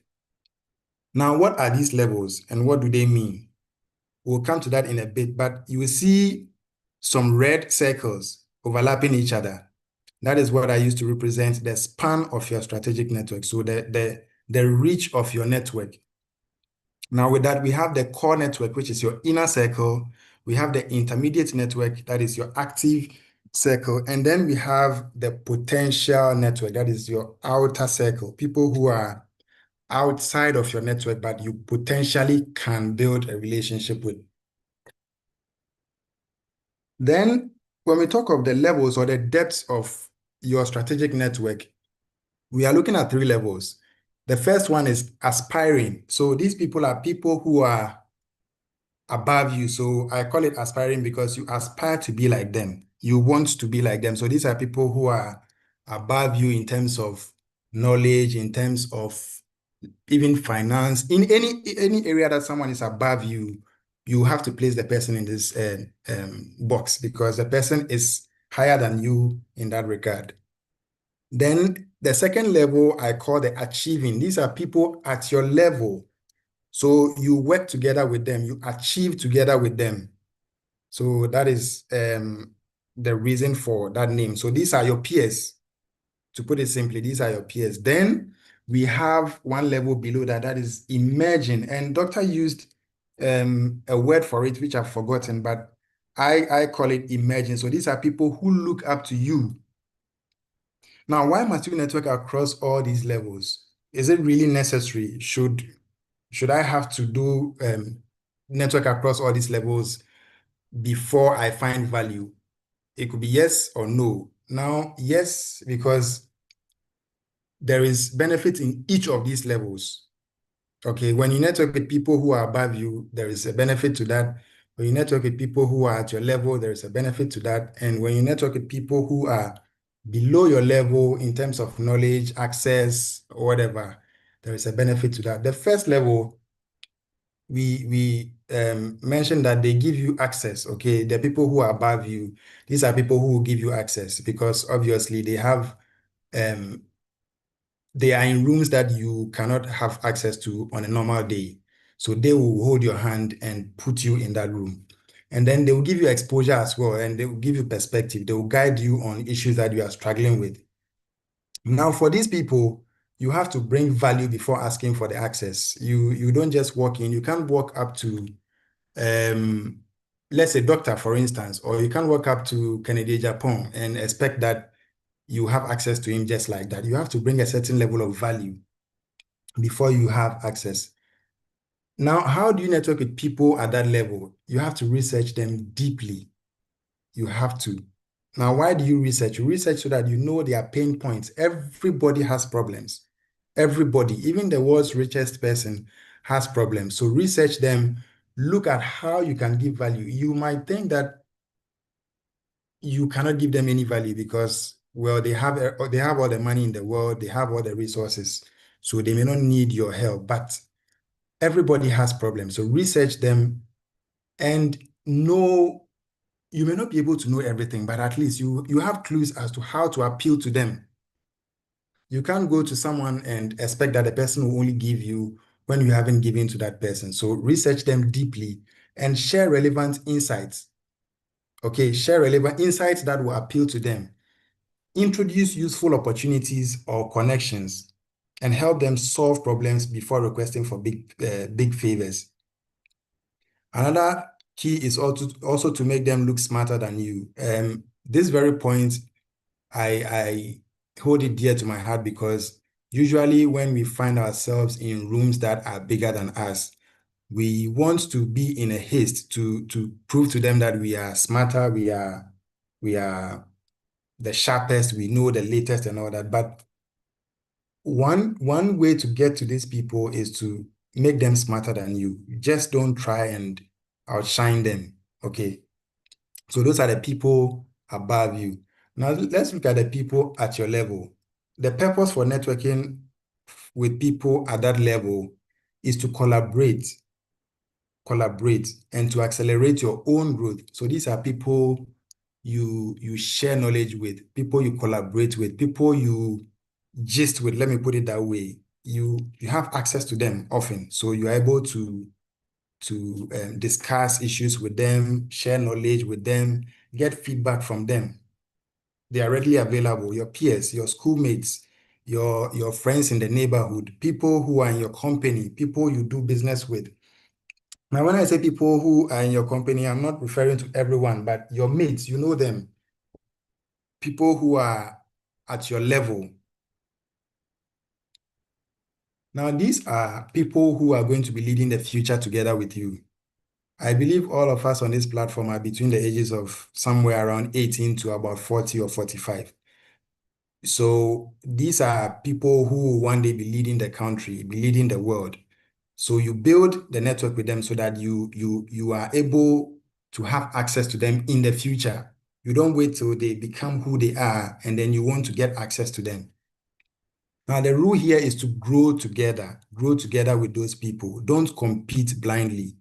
Yes, competition is good. Competition will help all of us sharpen our skills, but don't compete blindly. Remember, you are winning together. So build your network right so that when you are competing, you know that you are fighting for a common goal, not fighting each other. Please, I hope I'm making sense. Let me get some reaction.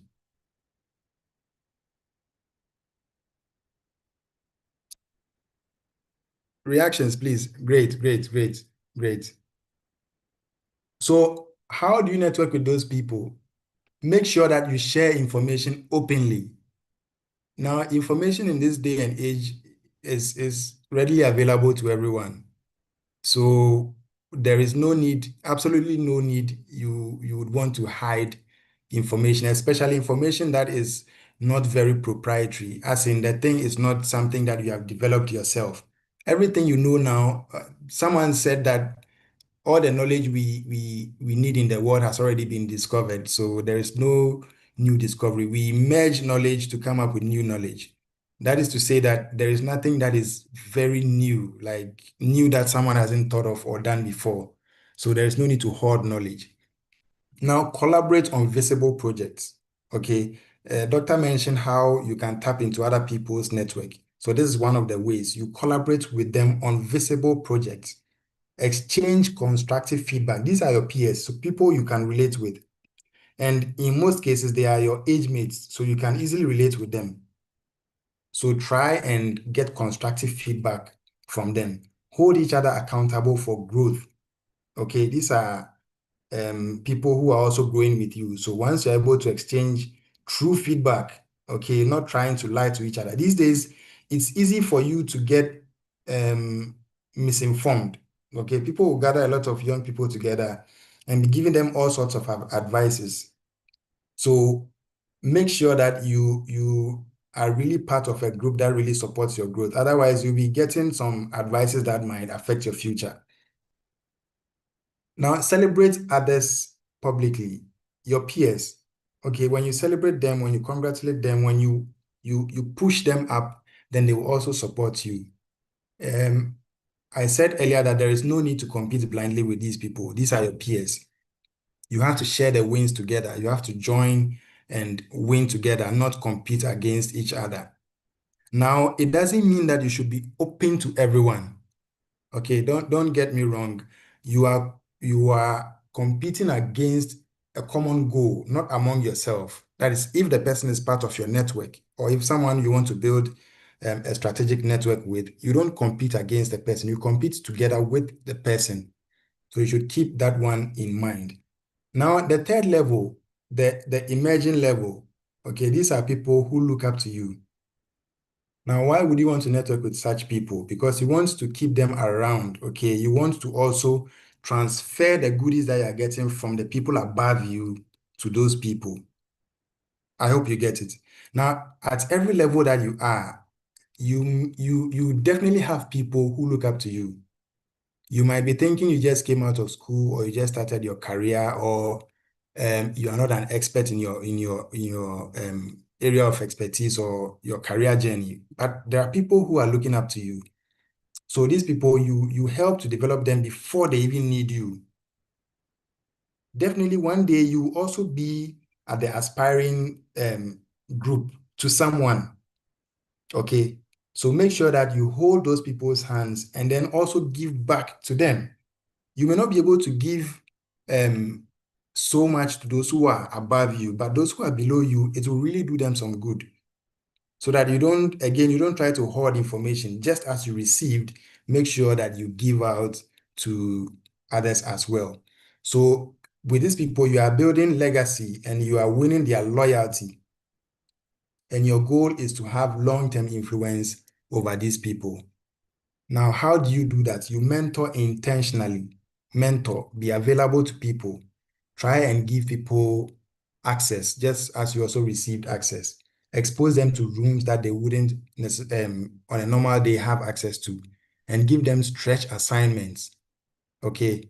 Provide honest guidance, just as you get. So the intent here is to practice whatever you are getting from the top, whatever treatment you are getting from someone. Make sure that someone also benefits, so that one day that person can also transfer it to another person, just like we are doing here.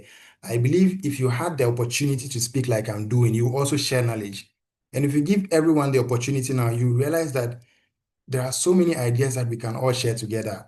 It doesn't mean that the one who has the mic is the one who is all knowledgeable. If we open the floor right now, I believe some people will share wonderful ideas. So let's try and help each other. Connect them upwards strategically. Maybe they are also struggling with strategic networking. So once you get the hang of it, once you get to understand how it works, make sure that they also benefit. your influence will compound when people you invest in also rise. Okay, so if you influence about 1,000 people, when they also rise to a certain level, it will increase the span of strategic networks that you have, because these are people that you helped to build. So that is the depth of your strategic network. Now let's look at the span. Please, is it clear? Should we proceed? Let me get some reactions. I believe I can stop sharing the screen now so that we really see the reactions. Good. Thank you, Kojakwa. Thank you, Emmanuel and Abednego. So let's look at the span, how wide you should reach. Okay, when we look at that axis, we are looking at your core network or the inner circle. Now with these people, you build deep trust. So these are people like your very, very close mentors, people who are very close to you. Now this doesn't speak to the levels, okay, or the depth. This speaks to the closeness to you, how close they are. So the inner circles are people you have high access to and you have high frequency of interactions with. So people you interact with on a daily or very frequently. These are people that you have strong influence over, or people who have strong influence on you. So it's both ways. These people are your core network. Now, what are some of the examples of these people? Your mentors and your key collaborators and your trusted advisors, your friends or people you are working on the same project with. Then the next span of your strategic network is the intermediate network or the active circle. Now, these are people that you have moderate trust in, okay? You have moderate trust with, you periodically collaborate with these people, and you have some sort of familiarity with them. You may not know them deeply, but you still interact with them occasionally. So this may be like your professional acquaintances or industry peers, people you know in the industry, or people you know at work, people you know at church, or people you meet in the community, people that know you but don't really know you to the core, okay? These are people that you should try and focus on as well. In most cases, some people would advocate that you focus on your core network. But my question is, how do you get people from stranger level to core? Okay, you have to have a strategy, because if you don't know me and I don't know you and we get to meet somewhere, if you don't have the intention to get me into your core circle, then it means that we are just going to bypass each other and that will be it. Opportunities are missed. So you should have a plan to manage those people as well. Then the third span, that is a wider one, that is what I call the extended or your potential network. These are people who are likely outside your network, okay? People that you have very weak connections with, or people that they are in different industries or places that you don't typically have access to. And these people usually have access to new information because they are new to you. They are not in your industry. They are not in your active circle or your core circle. You don't usually interact with them. So usually when they come on board, when you get to draw close to them, you realize that they have entirely new information that you can utilize. And usually they open future opportunities for you. Examples, like I said, are maybe industry leaders or people that you only see from afar, people in adjacent industries. If you are, let's say, in oil and gas, most of your dealings will be in oil and gas, but maybe you aspire to meet people who are in manufacturing or agriculture, areas that are not typically related to what you do. There are also people you haven't met yet, but could intentionally build with, people that you don't even know exist, but then maybe occasionally you get to hear about them and for some reason you'd want to build networks with them. So this is how I would advise that you build networks. So build with people above you build with people at your level, and then build with people below your level. Now, in doing that, get to know that at every level, there are people who are in your inner circle, that is your core circle, your active circle, and then outside the extended circle. Please, I hope that is clear. Are we making progress? Nice, nice. Yes, please. And sir, please, you have 5 minutes more. Good. So on that note, let's look at why. Why do we even have to network? What is the need for us to strategically network? The first one, like I keep mentioning, is to gain access to new opportunities. If you continue to network around the people who you know, people you meet every day, you may not have access to new information and opportunities. You also network strategically to get insider knowledge or market insights, gain new insider knowledge. If you need to get into agriculture, for instance, and you don't know anyone in agriculture, you have to now start from the ground and build relationships with industries or companies or people who are in that industry. Okay, so you have to sort of start developing that relationship early because you need that knowledge. Usually people who have knowledge that is not readily available to everyone, they have an upper hand when it comes to execution. If I have information that gold prices are going to go up, let's say next month, I will take steps that you typically wouldn't take. So that is the advantage I would have over you. Then it also accelerates your collaboration and innovation. Once you have access to new information or people who can hold your hand and pull you into rooms that you don't have access to, it will enhance your collaboration and innovation. It also makes you mobile in terms of career. In most cases, people are recruited based on people they know. Someone can just hold someone's hand and recommend the person. That is all based on strategic relationship. It also broadens your resource pool. It broadens your resource pool, both below your level, at your level, and above your level. You have access to a wide range of people that you can use and also allow yourself to be used by them. So if Doctor mentioned someone she met on LinkedIn who is helping her with her graphic design works, okay, this is one of them. That person is a very useful resource to Doctor now. It also increases your influence. So not just contacts, but influence. Okay, when you build, so if you just know someone on the surface, that is you having the person's contacts. But if you build a relationship long-term with a person, then you are building you are expanding your influence into other territories. And it helps you stay competitive in a digital age. So all these that we have discussed, what are the key takeaways? We need to take something home after all. The first advice I would want to give is that be the root for people. Don't be a leaf. So when you look at a tree, the roots are hidden, but the leaves are available. They are visible for everyone to see. Now, why am I saying that you shouldn't be the leaves? Leaves are visible, leaves are praised, everyone can see them, but they are temporary. Occasionally they'll fall and new ones will come.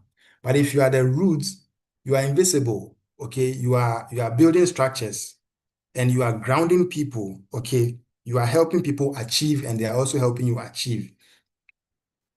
So ask yourself, in your network, are you the decorative type? Are you the one who is just friends with people because of hype? You just want to showcase to the world that I know this person or I'm in the circles of this person. Or you are very fundamental to their development. You are very fundamental to their progress, both people above you and below you. Also, network with people who disagree with you. Now, this might sound like I'm speaking against myself, but if you don't network with people who disagree with you, then it means that you are doing something very wrong. If everyone around you is saying yes sir to you, then it means that it is going to be hard for you to grow. You need to be challenged. You need to have that sort of friction to be able to build a very strong relationship or friendship. If nothing challenges you for a long time, then it means that you are in an area, you are in a place where you have peaked in terms of your growth. So remember that strategic relationships should be stretching your thinking. Now, another very controversial point is that do not disclose what gives you leverage. Now, why? After saying all these, I'm telling you that do not disclose what gives you leverage. So the good thing is that over here, we don't want to sugarcoat things and lie to you and give you 10 reasons why you must do this and all that and all the jargons and sweet talk. Those are information that are available for everyone to have access to. But for me, this is the one advice I would want to give you. And this is not being selfish. Yes, you have to help people. Yes, you get help from people. But let's face it, people have advantages, okay? You don't want to go around sharing all the knowledge that you receive from people. Remember, when people are sharing key information with you, there should be some element of confidentiality. And now this is a problem when it comes to mentorship. People, your mentors will share some key information with you and they trust that you protect that information. Let me give a scenario. If someone gives you an information that, let's say you are all selling cocoa, because cocoa, we are all talking about cocoa now. So let's use cocoa. You are a cocoa farmer, I'm a cocoa farmer. And let's say I know someone who can buy your cocoa bag for 4,000 cedis and cocoa is selling for 2,500 cedis.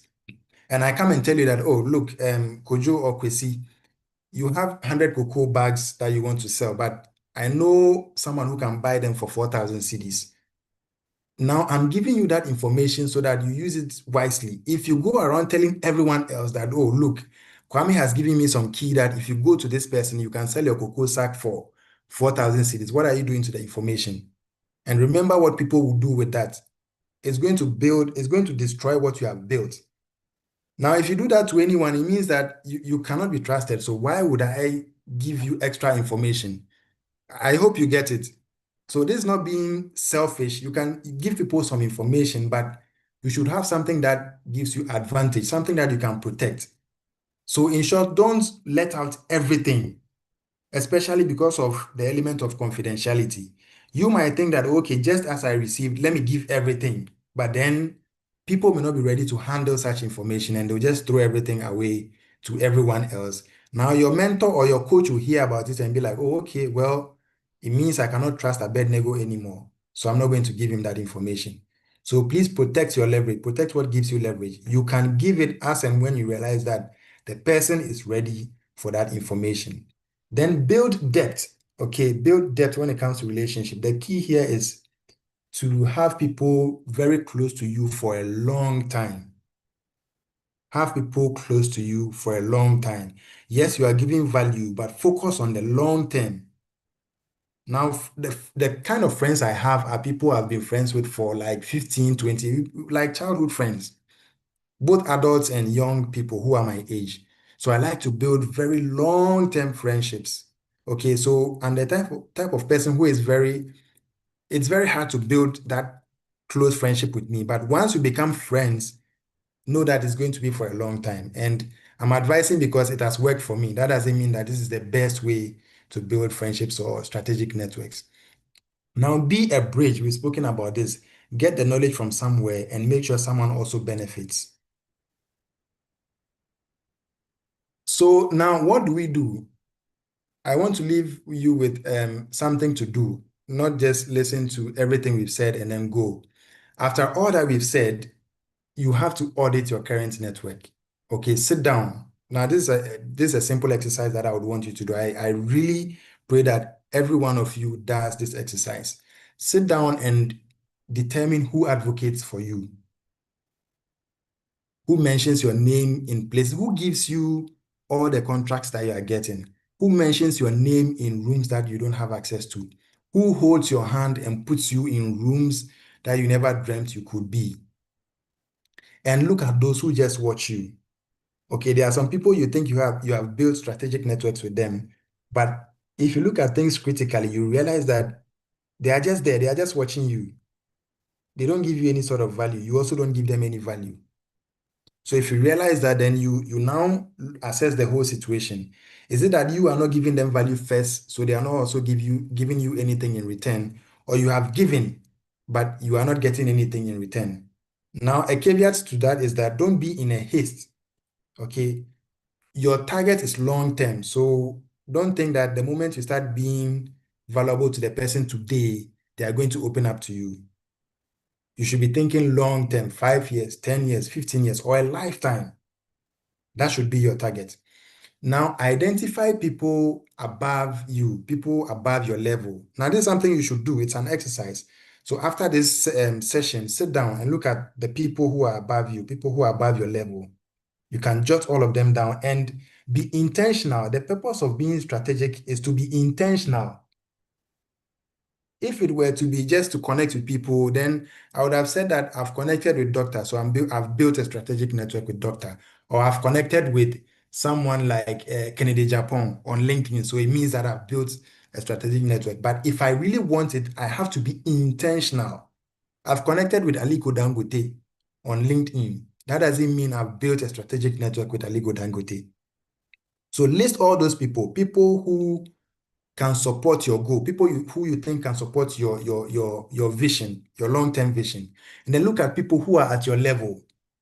Again, it's not everyone who is at your level that you can build that network with. Not everyone can give you value in terms of those who are at your level.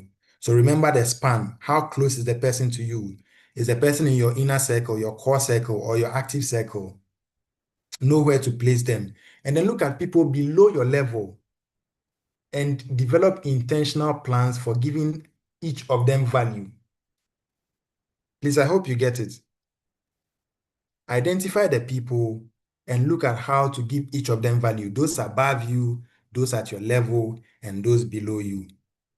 Now, with all that is said, things may not go the way we planned, okay? I'm being very honest with you. Things may not go the way. I've said everything, Doctor has said everything. You have made your notes and your next line of action, what you are going to do after this session.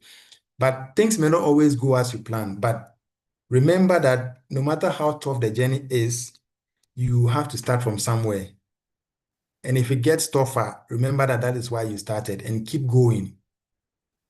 Okay, keep going. And one thing to note from someone who is into learning and development is that repetition is what is going to make you master any skill. And this, I believe, is a direct quote from the rapper Lil Wayne. Repetition, okay? Anything at all. If you want to be good at anything, repetition, repeat, repeat, repeat. If I were to give a whole lecture on learning, okay, and it's interesting, you read a lot of books, you read a lot of theories, you do projects, you collaborate with people on other projects, you realize that to learn something, you must repeat it. Tell me something you did on the first try and you were successful, and you tried again and it worked. On the first try, it could be just a fluke. Maybe you kicked the ball and you scored the goal, but there is no plan behind it. It was just a fluke. But if you did it the first time it worked, you did it the second time it worked, then maybe that is luck. But if you have to win at something, you have to learn something, you have to keep practicing. So please, everything that you've learned today, don't say to yourself that you've mastered, okay, because of this session, you have mastered how to build strategic networks or how to build a personal brand. You have to practice, and you don't have to know it before you begin. Start it anyhow and continue to build.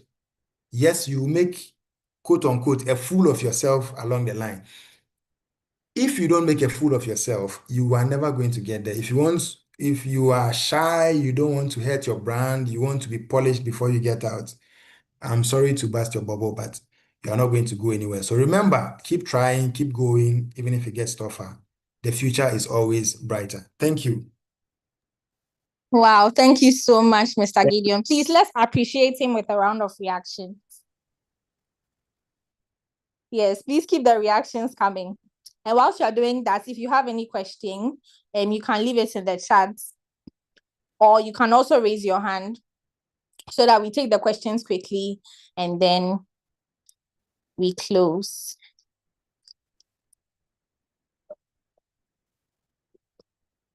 Please, if you have any question, kindly raise your hand.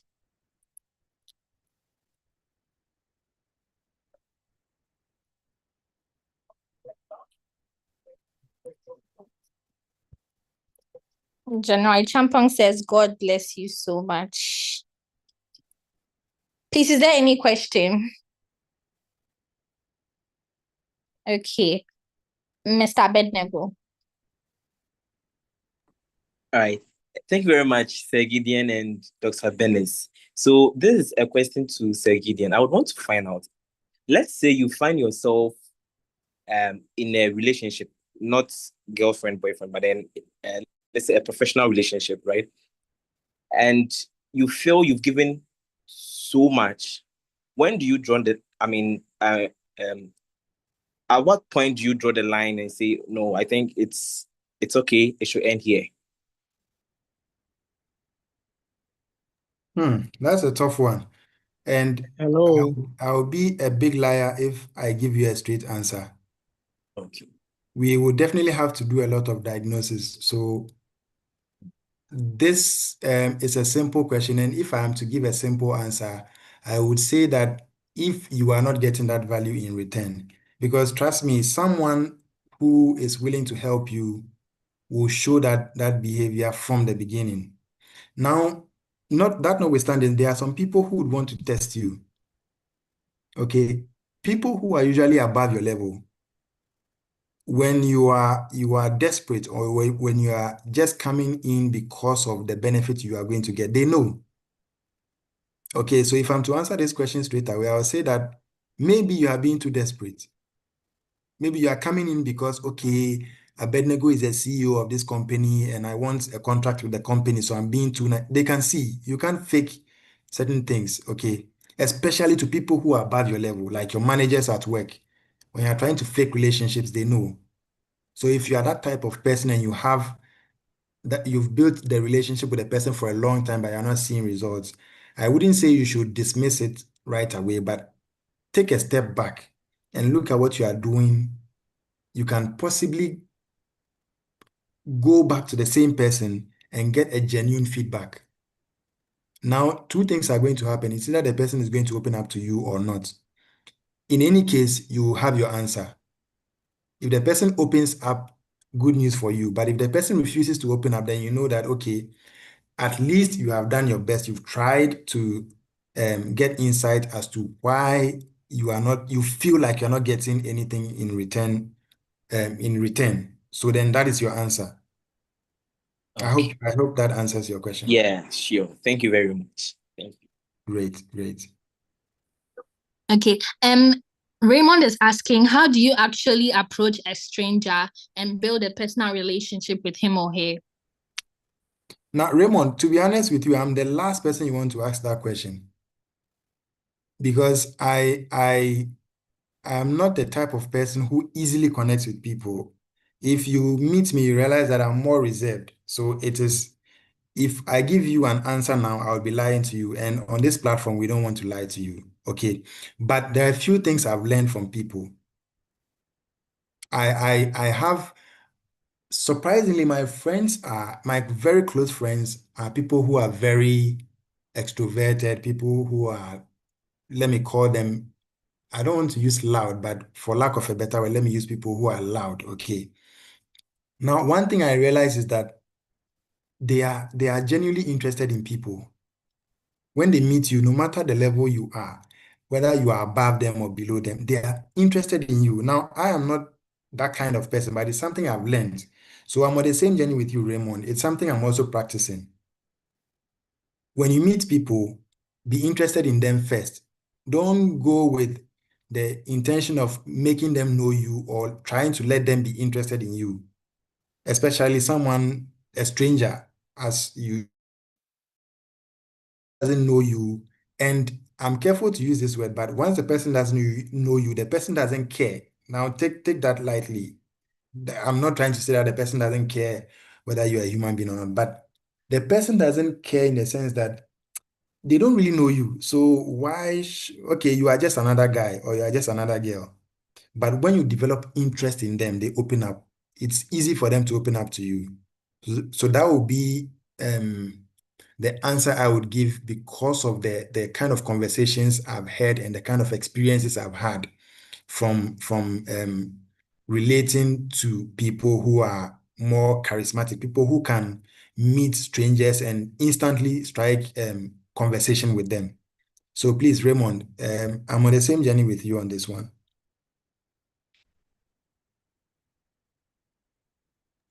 Okay, thank you. I think this person's question has been answered by this particular answer, but he's asking, as a reserved individual, how do I ensure that I build up myself holistically and choosing the right people around me? So building yourself, that is a bigger project. If I get you right, I don't think it can be addressed in this single session, but building yourself holistically is a whole thing to look at. But choosing the right people around you, again, you know the popular adage that you are the average of the 5 closest people to you, something like that. So that would depend on your strategy. Again, don't confuse strategy. It's just a plan. What is your long-term plan? What is the plan for your future? Okay, then you know the kind of people to have around you. Now, mind you, I'm talking about quality here, not quantity, but there are some situations where you'd want to focus on quantity. So don't take this advice. I hate it so I always advocate for listening to advice, but not taking the advice just like that. Look at the context in which we are discussing strategic networking. This might not work for someone who, let's say, is into entertainment. If you're into entertainment, you need the numbers, okay? Even though you have your core inner people, people who you place in your inner circle, you still need the numbers, you need the masses. So some of these advices, some of these points that we have talked about may not work for you. So what is your plan? Okay, what do you want to do? Do you want to work in the mining industry? Do you want to be a broadcast journalist? Do you want to be an entrepreneur? Then don't go and be networking with someone who is into sports. Okay. Now, again, the caveat here is that if you're networking with people who are outside of your target group, okay, your future plan. Let's say you want to be a broadcast journalist. Why would you go and network with someone who is into sports? You might not know where the connection will be. Okay, but primarily I'll say that you focus on someone who is in the same industry as you. That would give you industry knowledge. That would give you industry access. That would give you industry skills. But then network outside as well, because that would open new doors. That would help you make connections that typically no one else would make. I hope I've answered your question. Yes, thank you very much, sir. Please, is there any other question? Okay, I don't see any other questions. So thank you very much, Mr. Gideon, and thank you to Dr. Bernice. Okay, and thank you to Dr. Bernice for the insightful presentations. We really, really appreciate you. And so moving on, I would like to give a quick announcement. If you are not part of the Negos Hub community and you would love to join us, kindly go to our website at www.negoshub.com/join and join us there. Also, if you would like to book a virtual space like this one for your virtual events, kindly contact me at 024-738-8921. So that's my WhatsApp number. I'm taking it again, 024-738-8921. Thank you all so much. Is Williams Premper here? Hello, Williams. Okay, if Williams is not here, I will do the closing remarks. Thank you once again to our speakers for giving us insightful presentations and spirit-filled presentations. And thank you all so much for joining. Thank you to those who joined early. And thank you to everybody. Thank you also to the organizers. And I hope we all have a good evening. Before we go, we'll take the closing prayer from Onesimus. I hope I got the name right this time. I called you because I wanted to get the name right. Onesimus Apia. Please, can you give us the Okay, thank God. Can you give us the closing prayer? Oh, okay. Let us pray. So, Heavenly Father, we thank you for this day. We thank you for bringing us to a successful end for this program. We ask that you guide us, help us implement all the things that we've learned today. Help us grow our network, help us grow in our network. And we ask that going forward, you help this organization grow from strength to strength and grace to grace and enable us all grow. And in Jesus' name we pray with thanksgiving. Amen. Amen. Thank you all so much once again. Thank you to our speakers once again. It was very, very lovely having all of you here. Please have a good evening. Bye-bye.